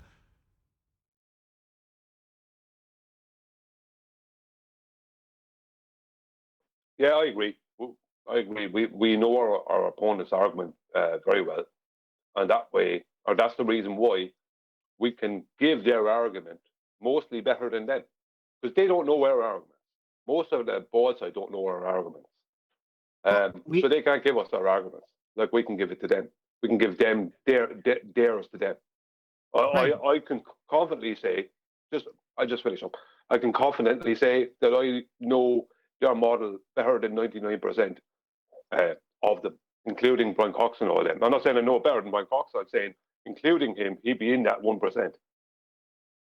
That's who we need to be talking to. Right? Right. Cox, Well, NDT. It's just, back in the day, it was a pipe dream. Oh, we're never going to get in front of Cox. Why not? We're never going to get in front of NDT. Why not? Whoa, wait a second now. Now you're going to say that? When They I will was come saying it to for us. 2 years ago? And you just laughed at me to scorn? Well, it's Now different time you're now. saying it? I'm saying it's You're a different... never going to talk. I'm You're saying not I've gonna talk to them. I'm saying I've only come to this mental realization in the last 25 seconds, Neil. That's never going to happen. Why not? Never going to happen. Why not? Well, because they know they'll get their asses handed to them. They're not as dumb as they look, Nathan. Doesn't mean they. Neil deGrasse Doesn't mean they Tyson won't. has already No. Them. You're saying inevitable defeat is the reason we won't cross paths. I don't see that as a reason to not cross paths. That is a reason. Why? They'll avoid it. They'll avoid Neil deGrasse crossing Tyson paths. has already said that he has objective facts and he won't debate that because somebody who might possess a better personality might beat him even though he's got objective facts. Therefore, he won't debate. They got too much to lose, Nathan. It's not going to happen. I would have to disagree. Oh, Under the that's okay. circumstances that the public demand it. Under those circumstances. Nah, they'll ignore it. Well, with social media, I would have to say, with social media, there can be a lot of pressure put on somebody to do something. Exactly. How long could they ignore it, QE? I'm being Yeah. serious. Like, how long could they ignore it? Long time. Till it goes away. Time cures all ills. What if it don't go away? Yeah, unless Flat it Earth is doesn't. not going away. Hold on. Time cures all ails unless it doesn't. Unless this thing just keeps on festering, then eventually, I mean, if the globe doesn't settle back, get back to normal, give more human messages instead of all this demonic lying and twisting, people are going to get sick of it. It's not going to be nurturing anymore in the spiritual sense, not inspiring anymore. And then people eventually will just do away with it. So time cures all ails until it doesn't. I never disagree with I would QE, have but to I'm going say- to disagree with him this time. And it's going to happen. Yeah, You Neil, I would have to you can say. disagree all you want. Hold It's on, a subjective but why? topic. Hold on, Brian. Hold on, Brian. Okay. Why, Neil? You've got to qualify it somehow. Like I said, there's too much pressure being put on. Flat Earth is not going away. It's getting stronger and stronger in social media. You go into these NASA shows and all you hear is mocking comments in the chat, and Eli will testify to that. It's just too much now. They're going to have to give an answer. Yeah, was I happening. have to. Go on, That was Brian. happening a few years ago. We've been out here for 7 years. So Right. I'm not saying that it won't. I just find that they're going to dodge it. They must dodge it. Can you imagine Brian Cox or Neil deGrasse Tyson? I'm going to blow some sunshine up my ass right now. Sitting down with a debate with me. Yes, I can. No, it's not going to fucking happen. No, I can. I can visualize that happening. I can visualize you crossing paths. No way. Why not? Yeah, I can't do. Yeah, in the future, yeah. So, what's to say that he does a Q&A or open phone in And you go, fuck it, I'll try. What's the crime in trying? You phone up. You go, oh yeah, I've got an interesting question for him about thermodynamics. Is there any chance I could ask him? And the radio producer goes, oh, this guy sounds smart. This will be great. Yeah, I'll put you straight through. Hello, Neil deGrasse Tyson speaking. How can I help you? Hi there, Crayon Muncher. My question is about the second law of thermodynamics and the sky vacuum. How can you have gas pressure without a container? Hold on. There was a time when I thought I could never. Wait 1 second, Brian. I'm going to be quick. There was a time I thought I would never get on this show, and you know if these were real. Okay, and then it became a reality to me. You were on quite a lot of acid at the time, so though. be ready. That's a direct comparison. Good analogy. Yeah. Yeah, well, hang on, It may be feeble, but it happens. Let me back you up, Neil. One day, I'm not Neil saying- will get on that I'm not- show with a public link that anybody can join, but only if they're real. Okay, let me You don't just throw understand something. how I had no skills at all to get on. So it was an impossibility for me. Brian, Okay, give me a second.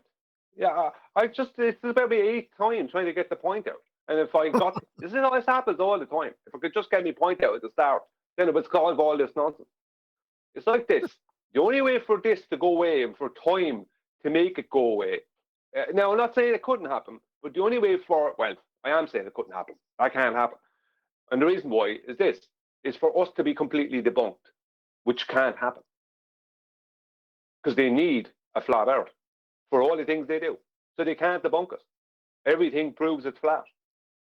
So we're not going away. We're only going to grow in numbers. And if you look at, even though it's a lot of flat earth nonsense, if you look at the amount of flat earthers on TikTok, it's getting absolutely crazy.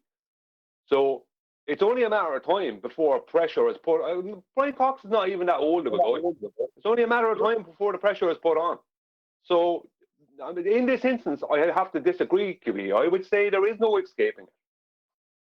Unless they fake their death or something. That'd be better off. Ain't gonna happen. It would be, yeah, it would be. Ain't gonna happen. Well, it's going to be funny when you're there doing it on a stage, debating them. That will be really funny. No, what's going Then to you- happen is when the paradigm shifts, then they'll come out with some bullcrap. Thanks for being positive, Neil. Well, they'll come out when it's a fact and the paradigm has shifted that Earth is flat. Holy cow. Then they'll come out and say, we were telling you so long. You just weren't listening. No. Come on, Neil. What kind of shrooms you on this morning? That caused that run. I'm very upset right now. The good ones. When are you not upset? Yeah. Yeah, that's a good point. Another What did you thing. have, Kiwi? You had something. We're waiting for Yeah, you. I do. Just relax. It's a little something. It's not earth shattering, but it has to be dealt with. Back to you. Weren't you supposed to call Merriam-Webster?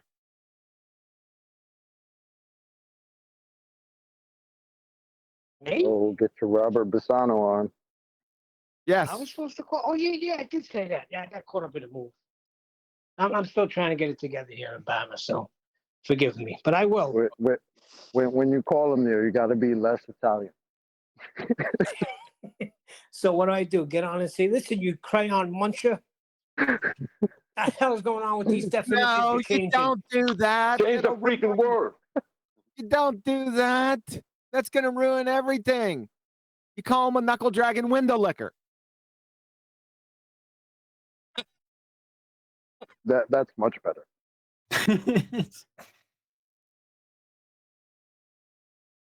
Agreed. They'll be like, how'd this guy know I was eating crayons this morning? All right, we ready? I'm going to Ready. need Nathan's assistance with this.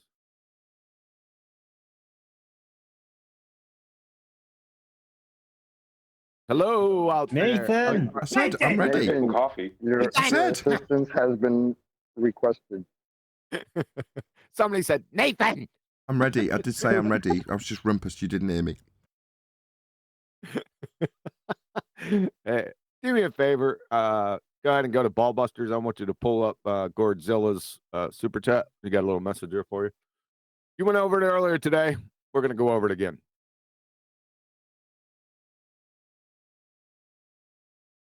Yeah, that one. Top one. Yellow one. The yellow spine one. Got it. So I'm going to read it out loud. Go through the whole thing. Excuse me. Although Bev is very pedantic, to say the least, his point was in context of strict geometry. If the teacher only had given us one single angle, say 23 degrees, you could do nothing with that alone. Let's go to the first statement. Although Bev is very pedantic, no, he's not. He's retarded, to say the least. His point was in context with strict geometry. Bev doesn't know what geometry is. Just go back to my show. He doesn't know what a horizontal line is. It was a train wreck of a disaster. So make sure you go back and check that out. Number two, can you define strict geometry for everyone? Gordzilla. Number three, a teacher would never give you just an angle and ask you to do anything with it unless it's in the context of an elevation angle to Polaris. So that'll never happen. And watch what you see. You better be more specific out here, chat skanking. You one single angle? No, we discuss elevation angles. Let's stay in context, not just any old angle. And B, in the context of celestial navigation, Bev's retard appeal, you can do fuck all with an angle, is an idiot straw man. Because we have never stated that. That is not one of our arguments. So I don't know what's going on here. All I know is I've been raising a weathered eye to you, Gordzilla, right? Because this isn't the only one. In fact, a couple days ago, I posted another chat. I put it up top in Ballbusters, and I put it right down here, Nathan, where he made a couple statements. I think it was on my show with Bev. It's not super chats, but just chat skanking. And not only that, now I don't have any more of these that I've caught, that I've copied, but I've made mental notes. Like for the past 6-8 months on different shows, not only yours, Flatzoids, he's been sort of kind of heckling from the idiot bleachers and trying to undermine FED a little bit. It's just something I noticed. Like I said, I didn't copy them, right? So I don't know if this guy's just a chat skank. Does he ever show up in like, Discord or anywhere? Has anyone ever talked to him before? Just in super chats. He sends a lot of super chats. And let's be I honest, don't know, considering... man, but it's winter time, so maybe he's just a little bit more pushy No, than usual. Kiwi's right. I noticed it too. Yeah, but depending on how you Well, look at it from... look, I've went into arguments with him on my show in my chat over things that he says. So I think it's just a mood. I mean, he's not doing something nefarious. He might be just a little bit just annoying. It's a lack right of now. understanding. That's lack okay. of understanding. I mean, yeah, but I'm not saying he's not No. thinking he's brilliant. He's just being creative with his I see inquiry. Godzilla that's as one of us in the regards to he's trying to challenge us, and he's challenging us based on Bev's rhetoric. So one, yeah, you could say he's a Bev sympathizer and just leave it at that. Fine. But on the other hand, number one, he's for money. He's making sure that we are being attentive to what he's putting to us, right? Not in the case of the second example I just had it a second ago, but I don't know where you got those from, but certainly this one's from today's chat, right? So he's getting... Yes, the yellow spine one. Right. So he's getting, at least he's getting good value out of his super chat. I mean, we're covering this in pretty extensive detail. But no, I think he's having a poke based on what he understands Bev to have disseminated it. And with lots of caveats and weasel words, there's a fair chance that Godzilla, being a Bev fan, has paid close attention and absorbed Bev's rhetoric. Therefore, can paraphrase it in this way to make it seem like it's legitimate. As for me needing to be more specific, says Nathan is lazy with his, as in language. He's talking about Bev being very specific with his language and saying I'm sloppy. Could take that as... He's not. What? Relax, Neil. Let Nathan finish. What's the same? I could take that as a personal slight. On the other hand, I could just say, okay, are you saying comparatively to Bev, my sophistication in terms of my geometric linguistics isn't as good as Bev's. Perhaps so. Maybe I'll agree with you. He knows you need the time, GP, and level baseline. Yeah, I do. I don't often verbalise it all in one breath. You end up with stuff like begging the question, proof of nothing, perspective, hijacking curve calculator if you have to qualify every little detail. But maybe Bev's better at doing that when it comes to geometry. On the other hand, it's short, really. But you need a pencil. You need a pencil too. I think you're overplaying. Last sentence. In Godzilla's perception, based purely on his comment. I can only take that from it. Yeah. But the problem is that Bev's statement, let's just take his statement of you can do F all with an angle, right? The only place that you could put that statement to make it make sense is in non-reality. There's nowhere in reality where that fits. There's nowhere in reality where that is applicable. So Bev is working in non-reality and trying to tell people it's reality. The statement is ridiculous. He doesn't have any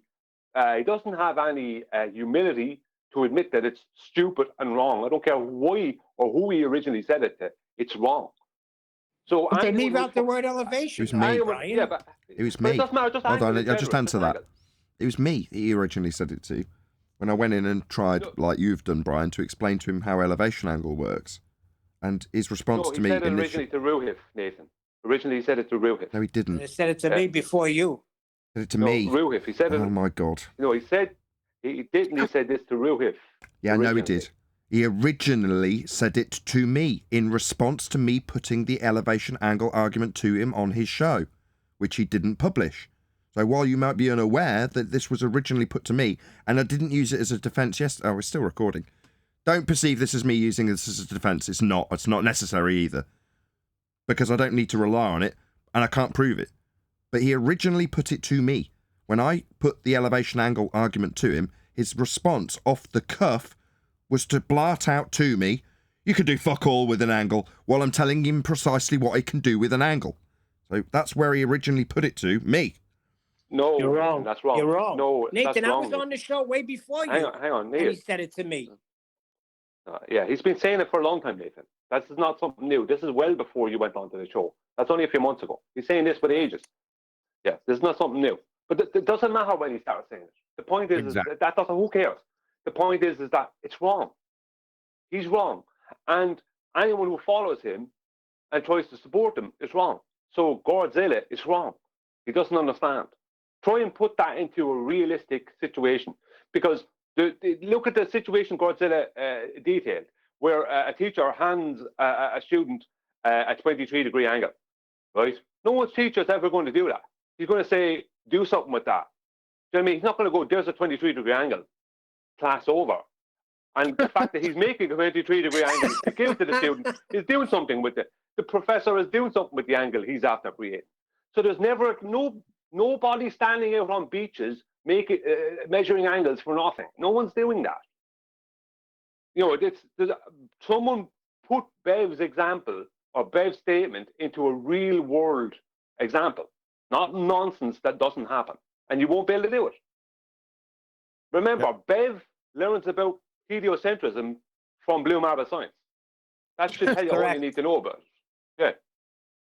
And geometry from the rumpus. Listen, I'm just having some concerns. I'm raising a weathered eyebrow in Godzilla's direction.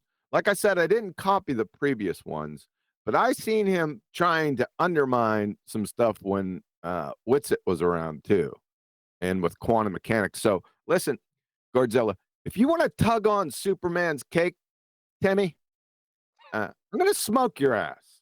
So come on in VC, right, in Discord tomorrow.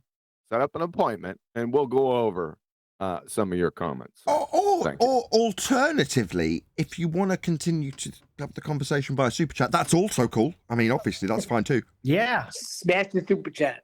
Yeah, don't bite the hand that feeds you. No. See, that's Don't what be- makes this show great. It doesn't matter who's sending money. If you're in the wrong, you're in the wrong.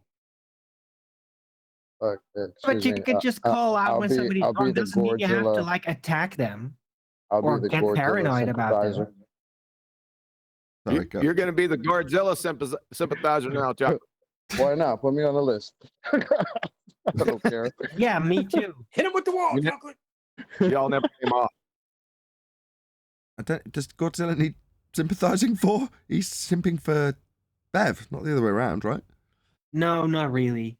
He's just sticking up. I don't know. Kiwi likes to put me on lists and shit. He is simping for Bev. Sorry. Okay, let me just clear this up with Arwin. Right, in his super chat, he says, the teacher only gave you one single angle, say 23 degrees. Right, that's a really specific scenario where a teacher comes up to you and he's taken a piece of paper, got a protractor, drawn out an angle at 23 degrees, drawn it as 2 lines, and hands it to you as a piece of paper. Right? Now, in that scenario, when teacher comes up to you and puts down a 23-degree angle in front of you and then walks off, you could do nothing with it. I argue you could fold that into a paper aeroplane and throw it across the room. That would be doing something with it. I was just going to say that. Right? So you could definitely do something with this. But what he's trying to do is he's trying to narrow the argument down to a situation where you couldn't do anything with a specific angle. Yeah? To try and bolster Bev's position. Now, Bev's position is far more broad. You can do fuck all with an angle is Bev's overarching, broad, fuckwit statement that's completely benign, stupid, wrong, incorrect, whatever you want to call it.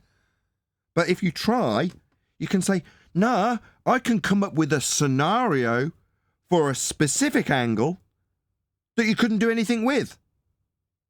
Yeah? And? What? Turn it into a paper airplane? Talk about it? Like we discussed with Bev? You're going to be doing something with it if you've got it.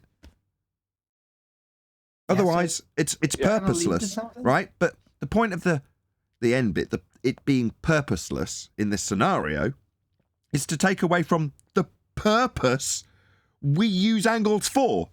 In other words, undermine us. Okay. So what does this have to do with Godzilla? I think he just... That's his super chat. That's what it says. Yeah, oh no! He's undermining us. He chose the wrong path. Oh, now he's doomed. He's gonna do this every day. He'll do that. Find our opponent. He's gonna sympathize with him. He's no. against us. Right, let me just try once more with Arwin. Right, when that guy who I shouted at unreasonable, Rob Keane guy, right, he was trying to do the same thing. He's trying to say, look, I've understood Bev because I've been listening for a year, and I've taken on board how he's nuanced this position.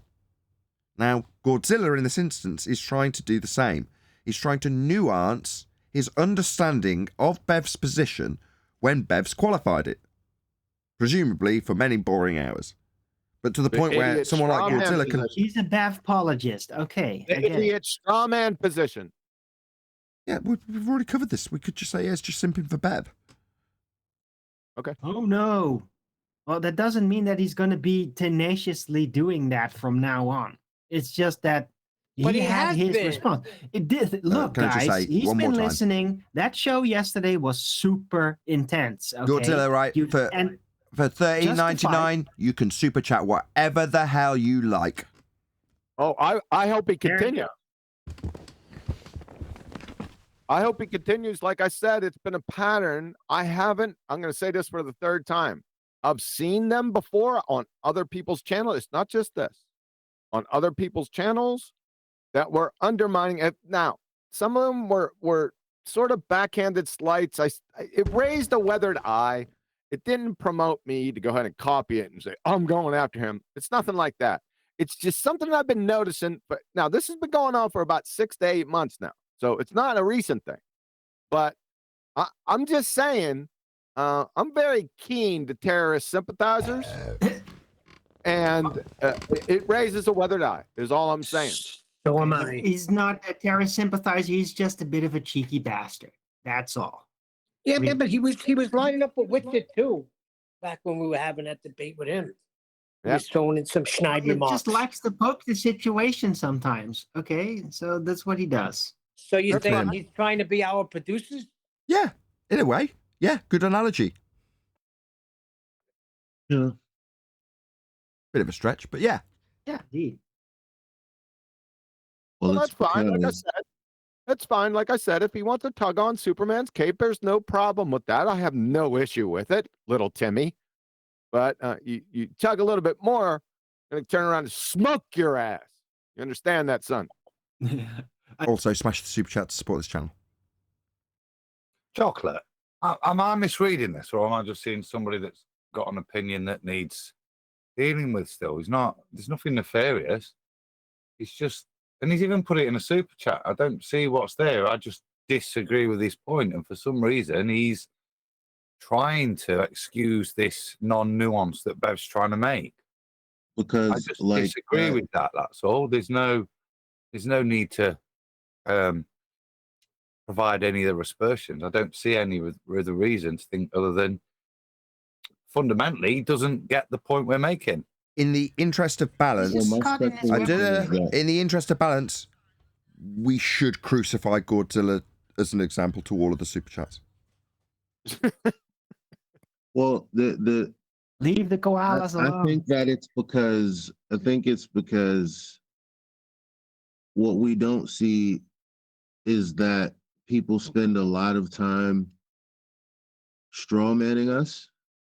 And so to the people who don't watch this show because for whatever reason Nathan yelled at them or they're emotional over whatever reason or another, when these people come and say, do you know Nathan and them said this? This is what they're talking about. But what they're presenting isn't our arguments. And that's what I hear people do a lot until we're in the same room and then we question them. And then they start saying, oh, generally, I mean, I don't have a specific example right now, but yeah, that's what they all do. Right. But hey, guys, it's also like, like I wrote a few words down about the Angle poem.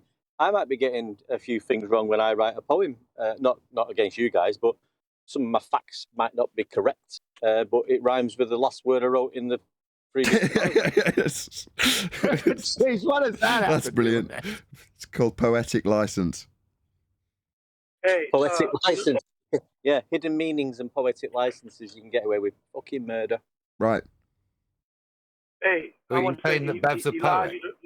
No. Bev is not a poet. I'm saying one deck has poetic license to do precisely what he just described. Take a liberty with something that's not quite accurate on account of the fact it rhymes or goes well with the timbre of the poem. That's different. Having a bit of poetic license to not quite get something correct simply because it sounds right is acceptable. Yeah, I mean, I used an angle poem. cutting knife. In a poem, yeah, in a poem. Well, yeah, you could do that. That you can do that. I do that. I've done that in rap. That's right. Exactly. All the time. Exactly. In rap, in my music. explanations, I do it in what I do on my show. I mean, I try to avoid it, right? Because I want to get things right. But sometimes you just have to quickly push it through, and then it's going to be slightly wrong. No. Let me just address this. Let me just have Arwin. Ooh, that was a bad thing to say.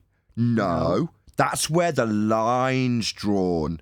When a poet has, quote, poetic license, that's acceptable. When you do it because you've got to push things along, that's bullshitting. Yep. Well, bullshit makes the ground go fertile, so... It makes things slide along a little bit easier, doesn't it? A little bit of bullshit just greases the skids really nicely. No, but... Sometimes you gotta improvise, and if you just no, you haven't. Do it perfect. Hold on. I can't believe my ears. You were the one yesterday saying have some humility. You don't necessarily expect, and then what do? Just be like, oh, I'm not gonna say anything because I can't do it perfectly, or you just go. I can't believe my ears. I can't believe my ears. You were the one yesterday telling Bev that oh he my should. God, you guys aren't. I'm just getting rumpused. You were the one yesterday telling Bev that he should have humility. And just admit when he's wrong. Well, admit when you don't know something is no different. Just making up shit as you go along because you want to get things moving. That's just a bullshitter. And as for getting rumpus, Darwin, oh my God, you deserve a thorough rumpusing after those statements. Yeah, outrageous. No, I never said to not correct myself, right? But if you're like in the middle of an explanation and you got a detail wrong, but you're in the middle of the explanation, right? And it's not foundational to the entire point necessarily. It's not a giant paradigm shift in that second once you realize it. You still got to move along because you got to finish it up. And then later you can correct it. And I always do that. That's it. Oh Just try well, and make it maybe rhyme, you maybe you Alwyn. do, Try and but make that Hold on. rhyme. Yeah, Who's just that? let him wax philosophical about bullshit. Yeah. Yeah. yeah, that's the Well, typical. what do you That's the think your typical. food grows on? Okay. That's the typical That's excuse bullshit. that. Yeah, that's the typical excuse that someone gives when they say, "Just let me finish." But typically, I'm not saying this is your deal, but typically, what they want you to do is forget that the premise that they're starting with is flawed from the beginning. True. That's what they want you to finish. You know, what you're detailing is a fallacy. That's Is right. it? How many Which is times they say that, Hold Eli? on. Let me finish, right? Hold on. That's not a fallacy. no, a Poetic fallacy is nitpick. A fallacy is nitpicking versus No, it's not. what? No, it isn't. That's a fallacy. No, it isn't. Hold on. So if you No, have a it's- fallacy, hold on. The but poem, your poem, overall, poem, fallacy. Hold if you on. have a Let fallacy, Nathan but tell you. Let Nathan tell you what a fallacy is. He was just getting ready to. okay. Okay. I can't remember. I think a fallacy. Get the fuck out. A fallacy is when you have a fallacy in your explanation, but it doesn't negate the premise or your overall conclusion. That's right. But the person who says that you're wrong and they dismiss everything you've said because they've identified that fallacy, that's a fallacy. Right. In other words, that you could use a fallacy to try and prove something that is inherently correct. So if I use a fallacious statement to claim that my car is silver, now you just have to accept for this example that we're all stood by my silver car that I do actually have, funded by Patreon. Well, that car, I could use a fallacious argument now to prove that it's silver, and you could call me out as being fallacious in my reasoning and dismissing the argument, even though I don't think this is correct, even though that the premise is still actually true. I don't think that's fully correct. No, it's not. A fallacy is claiming. Fallacy is just claiming that argument is wrong based on a fallacy. Now that's what a fallacy is, but that's not what we do. We void them. Hold on, just explain the Wait, fallacy isn't that one more exactly time. what I just said though? Sorry. Yeah, pretty close. Just Okay, if that is what is a fallacy? I want to hear it one more fallacy? time. I'm very tired. Just one more time. Okay. Yeah. A fallacy is claiming that just because the argument has a fallacy in it, that the argument itself is wrong, is incorrect. No, but that's not what we do. We void those arguments. So that's the distinction between the two. Now I know what a fallacy is. It's wrongly calling out a fallacy because your argument was actually broken and it was relevant, and so you misidentified it as a fallacy. Oh, stop being fallacious. I'll have to look up a fallacy because I Trademark still don't fully Arwin, understand it. fallacy. I'm sure I've explained what a fallacy is myself accurately in the past. I'm still not quite wrapping my head around it. Yeah, you have. You're just tired. I am. I'm exhausted. I've heard you. Go on, Owen. No, that was Neil Rumpus in you. Go on, Neil. I just said I've heard you explain it before. Now that was one. Good, Neil. Thank you.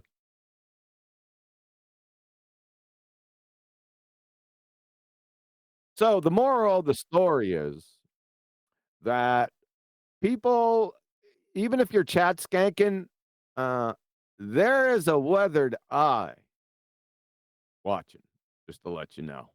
So I would be very, very careful. How are you? When am I getting a warning? I've been chat skanking you for months. That's just a fallacy. What the other thing is to get your words correct as well, and me as talking about writing poetry down. Yeah, words are very important. Get your words correct. Think them through. My dad always used to say to me, "Always think twice That before you almost do sounded anything." like Mariam Schweitzer. Is she the one? Miriam Schweitzer. No, Mariam. just Mary Schweitzer. Mary. Is it Mary? Yes. Words have meaning. Choose your words carefully. Is that her? Exactly. Well, yeah, let me give you an example of someone choosing their words carefully. Yesterday, Bev was attacking the black swan, and he said that the disproving of the 3959 meant nothing because they have a variable radius. This is what he said. This is what he said. We have it recorded. A bit later on, towards the end of the show, Saragaki, his friend, comes in, right, and says there's a problem with the black swan, and it's the 3959. He says that at the start of the modus tollens, the 3959 is brought into it, but then at the end, it's excluded. Purposefully, he said. Now, that's not true. I remember the original Black Swan. Now, last night on Bev's show, Bev starts detailing the Black Swan modus tollens, and he shows a conclusion where the 3959 is not part of it. Now, I've sent QE some timestamps for 3 timestamps for him to listen to. Oh, I'm not going to do that. Well, I only said I do it because if you wanted, it'd only be like a couple of minutes if you wanted to clear that up. But it's been put out there that your modus tollens is, right? I'll give you the basics of it. That you created a modus tollens that goes like this. If the Earth is a sphere with a radius of 3959 miles, then I'm going to say it's slightly different. Then then from a 1 foot observer height, the horizon can be no more than 1.23 miles away. So that's if P then Q, not Q. The horizon is more than 1.23 miles away from a 1 foot observer height. So not P. The Earth is not a globe. But that's not what was in your original Black Swan. You had it specifically that the Earth is not a globe of radius 3959 miles. Yeah, but it doesn't matter. I know it doesn't matter. I know. Because they're not understanding. They're not understanding the argument because they're numpty dipshits. And somebody said it yesterday, I think it was Adam, that they just superficially look at things and don't take it all into account. Now, the way the argument reads, therefore the Earth is not a sphere sticks. Even though the 3959 is up there, you could put any number from 3959, 3960, 3961, all the way to 263,999 miles, 0.9 miles, and still be correct in that argument. You friggin' numpty dipshits, not the panel members. I tried to explain that. I did try and level that at them and explain that even within the limited wiggle room that they cited in Wiki, it makes no difference up to, I said 250,000 miles, I just rounded it down. But yeah, exactly. I do say it the way that you posted. I was about to step in before QE's done it for me. Exactly. I say it the way that they printed it pretty much. If the Earth's a sphere, radius 3959, then every distance to horizon measurement can be no more than 1.2 times the square root of the observer's height in feet. The distance to horizon in the Black Swan is beyond the geometric limitations of an Earth sphere radius 3959, therefore the Earth's not a sphere. That's how I say it. Now, whether or not it's right or wrong is irrelevant because the premise is about the horizon. It's actually right. So wait a second. Bev wouldn't detail it yesterday on the show, but you're saying he detailed it on his? Hold on. Go ahead, Brian. Yeah. Neil is actually that's the point one of the points I'm getting to. So Neil is spot on there. No, anyone who says so the Earth is not a globe leaves it at that. Even if they don't add in 3959, this is what they don't realise, and this is what they didn't listen to yesterday when I told them. Remember, Bev said, "Yeah, whatever, Brian." Remember, he said that, brushing it off, not listening. The globe Earth cannot have a radius greater than 3959 miles. or less than 3959 miles. It has to be 3959 for all the observations of the sky to be back calculated onto it. It can't. Why do they think we use that? Did we just pick that number out of the sky? Well, no, I know, but the point is that them jumping on that shows to someone who does know, like us, that they don't have a fucking clue what they're talking about. You're The point is that the globe can't have a radius any bigger or smaller than 3959 miles, if you know where the radius came from, because they're stuck with that number. So once that number is debunked, right? Well, once you show that number is incorrect, you don't need to add in the number at the end. You don't need it. You can, but you don't need to. The point is that it's not a fucking globe. Brian's correct. Brian's correct in his statement there too. Yes. If you really think about it, like what is the globe? Well, the globe is not the Earth. So the globe, capital THEE, the globe is specifically a mathematical representation of what they claim the Earth is. That's always going to be specifically 3959. It's that they don't have different size globes. Right. And Brian's trying to stress. Sorry, go ahead, Neil. No, I'm just saying he's a dishonest bastard because when we asked him to detail it yesterday and go over it, he wouldn't do it. But Brian's saying he did it on his show. So he's a liar. Yeah, I'm getting to that, though, Neil. Don't worry about it. We're getting to that. Don't worry. You're 100% correct, though. I was just going to say, Brian's trying to stress the fact that the way that the globe has come to 3959 radius value is a back engineering of the elevation angle measurements to Polaris. So it's not a malleable thing. It has to be a one-to-one translation from the acquisition of those angles to the latitude lines on the globe. It can't be anything else.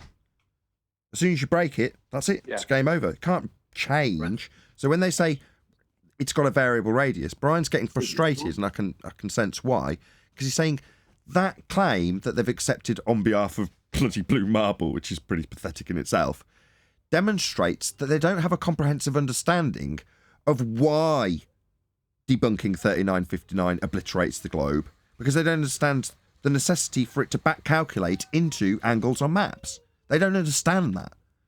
So therefore, it demonstrates their lack of their complacency. That's what it demonstrates. Well, what about the guy that said the best we've done was debunk the radius? He didn't understand it either, because everything relies on that. Everything in the sky is going to... You can't do it. Yeah, exactly. Sensible didn't know the implications of his very useful quote. At best, you've debunked the radius. Once the radius is debunked, it's not like, oh, right, well, I'll just insert a new one. Oh, I'll get a new one. No. It must be that value to back calculate it onto a sphere Earth. And when you do the back calculation for the black swan, it's at 250,000 miles. So again, back to QE's point, it doesn't matter what value you insert from 3959 up to 250,000 miles. All of them would be debunked by the black swan and the assertion in modus tollens. So you don't have to assert it. I've always had a problem. But Dev didn't even get the part, that was blatantly obvious as he didn't understand that it has to be that specific radius in order for the whole celestial system to work in lockstep. He didn't understand it, even after we explained it. Exactly. Yeah, he didn't understand it. That was obvious. That's what Brian's getting pissed at, and he's right to. Brian's right. He dismissed it. Well, what happened? Let me just point out the timeline. He starts talking about how debunking the 3959 doesn't matter because they have a variable radius. Now, that tells you what he knows about geometry. If he's thinking a radius can vary. Do you know what I mean? When a radius is a measurement of something that is an actual shape. Do you know what I mean? A circle or a sphere. It's a radius. It's set. It is what it is. But besides that, because they're claiming a blade hamburger spheroid, so you do have Yeah, but he said maximum. variable. He said a variable radius. Yeah, which you I have. understand Yeah, that, but they're yes. wrong as well, Adam. I know, but they're wrong as well. Hold on, let Brian get to the end of his point. Then I think point. Adam's got a slightly different point. But yeah, you just didn't want to pick it up at that point. Go Adam's ahead, Brian. making about the oblate spheroid, but Adam's not wrong to say that. But what I'm saying is they're wrong to say that because they can't have an oblate spheroid because then all their observations to Polaris won't work. That's the problem, and the latitude and longitude grid won't fit on the globe, so they can't have an oblate spheroid. That's some nonsense they're making up. They're adding. It's just a cushioning for their spin claim, for their rotation claim. That's what it is, a cushioning for that. But either way, right, the point I'm making is Bev started saying it doesn't matter if you debunk 3959 because they have a variable radius, right? Now, I got to correct him on that. He dismissed what I told him, right? And part of the reason he dismissed it is because I brought up elevation angles, right? So he dismissed the whole lot, didn't listen to it. He said, yeah, very good, Brian, or something like that. And Nathan, you called him out on it. He said, no, and I said he just walked away from it, just because dismissed it. Then a while later, Saragaki is saying that we didn't debunk the 3959 because we purposely left it out at the end in the if the not peace statement, left out the 3959, right? And then last night on Bev's show, he's talking about the Black Swan like a man Saragaki, completely contradicting what he claimed earlier in the day, and making it obvious that he completely ignored the correction that I gave him. So he's provably totally a fucking liar, but also provably an idiot. In both instances. If the end of the Black Swan, the Modus Tollens, doesn't debunk the globe of 3959 miles, what is it debunking then? Well, what would QB even put the number 3959 in? That's what I'm saying. He would say the number, but the thing is, it's the number that represents the globe that is with the radius of 3,009. Every time you say globe, we're to assume that we're not talking about the radius for the globe representation, quote unquote, in the classroom. So the only globe people are talking about when they say the word globe is the one that has 3959. There is no other globe. Exactly. It's the one on screen now. So when you're going to try and explain the horizon being beyond the thing that it's supposed to be limiting, you come up with an explanation like this. Now, this doesn't still satisfy the Black Swan, but nevertheless, that's how they're explaining it, with a refracted horizon. But they're basing the refraction value on the mathematics of an Earth sphere radius 3959. It's marked in this diagram as C to G. That's their radius value. So what you've got to base the maths on it for everything and back engineer it onto the Earth if you're going to navigate with it and claim that you're navigating on a sphere. You've got to back engineer all of your maths onto the maps that you're using and the latitude lines that they've come from, which came from elevation angles to a flat Earth. The moment it was mentioned by Brian, as he's just pointed out, Bev went, yeah, well, nice one, Brian, I think is what he said. Don't work with any other number, baby. Yeah, he was just go over that all of it. Did Adam add something? I think Adam wanted to add something. Not really. It was just a minor point. I know what he's saying there because this is what they always go to. It's just like a geometric statement. And if you're discussing an ellipse or an oblate spheroid, then you have a thing called a maximum and a minimum R value, which as the rate of curve changes, everything varies between those two. That's what defines the nature of the ellipse, the maximum minimum R. It's a mute point he's arguing on. It's a bit like when the ballers do it. They make a statement of truth, but it's kind of not related, as Brian explained. So it's not a red herring then. Well, yes, there's also a misunderstanding because they actually can't have an oblate spheroid. There is no way, because of the longitude lines having to meet at the base of their north geographic pole to their south geographic pole. That means they have to meet, which means that they have a radius in the first place, and for them to actually meet And for all the main thing is for all the latitude lines to be equally spaced apart. Their globe can't be an oblate spheroid. The oblate spheroid claim comes from them claiming that it rotates. So due to the centrifugal force, it has become an oblate spheroid. But that would destroy the latitude positions. It's a derived idea. Right? Yeah, based on another. It's not part of the original model. Okay, so let me get this clear. So it would have to be like this. So you're saying it's secondary rhetoric as opposed to the mathematical necessity to translate it at 3959, which is unwavering. You can't do it any other way. It has to be that number. But if you're going to just make up some rhetoric and grease the skids of some other bullshit story you're telling, well, in that story, it's an oblate spheroid, like with a lot of nonsense that doesn't actually comport with their maths. It's part of the story. It might be official rhetoric, but you can turn around to them and point out how it doesn't even work within their own maths because it has to be a fixed value to get it to work with Polaris and the maps. Yeah, it has to be fixed shape. You can't apply too many really is influences about your model to the model because then it doesn't work anymore. What oblate spheroid? Every picture of Earth I've been shown as the globe looks like a perfect sphere. So why are they claiming it's an oblate spheroid when that's not what they're showing us? You just can't notice it, mate. You can't notice it. Just believe what they're telling you. According to Brian, it's so they can bullshit with spin. So it's just, sometimes they deliberately could deviate from their own rhetoric with some bullshit to introduce other bullshit. Well, in this case, Brian's suggesting that it's because they want to introduce the force of Earth spinning, making it a bit more chubby at the bottom, as Tyson described it when he was interviewed. Yeah, it's more. He actually was wrong as well because it's not more chubby at the bottom. An oblate spheroid is wider at the equatorial circumference. Then why don't we see it? But hang on, because none of it is real. But the point is that the oblate spheroid is not their geometry. The oblate spheroid is based on and it's claimed to be an effect due to the rotation in centrifugal force. That's their claim, and they claim the same about the moon and other things. Right, Anything because it wouldn't make any rotating. sense with the shadows of the sun anymore. Then all that, right? Well, it can't be that oblate because then the shadow system of Aristophanes will start to deviate.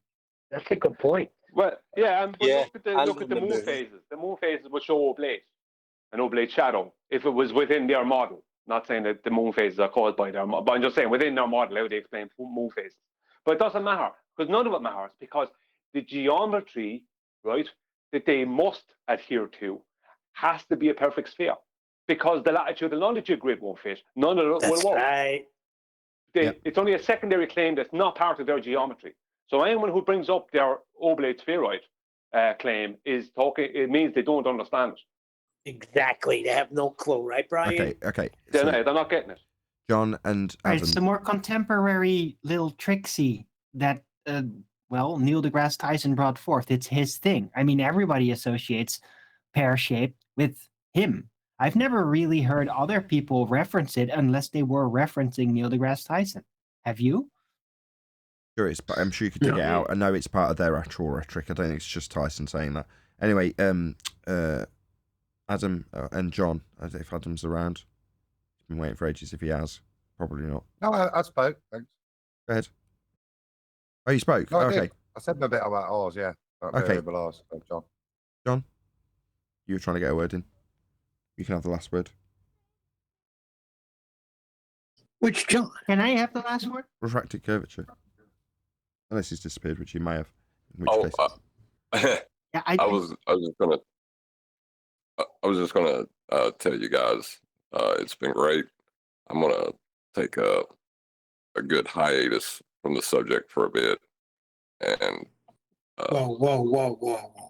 Why? Well, it's just personal reasons. I got some stuff in my life I need to work on, but it's been great talking to you guys. It really has. Hopefully we'll see you again sometime. Yeah, man. Too, Debbie Downer. I miss you, John. Yeah, we will. An important Take care, man. You've given us some fantastic material, John. We'll see you after it, eh? Yeah. Yeah, Merry Christmas. Merry Christmas to you too. That's going to be the very sad note that we round out on, though. So with that, I'm going to say a huge, massive, enormous thank you to my Discord and G+ panels for making today's after show possible. An extra special thank you to Refracted Curvature John for his dulcet tones that he's offered over all of these many, many months that he's been on our panel. Maybe we will see him again. But another massive thank you to all of you. Smash the super chat, liked, commented, shared, subscribed, join as a Nathan Oakley 1980 channel member, and all that good stuff.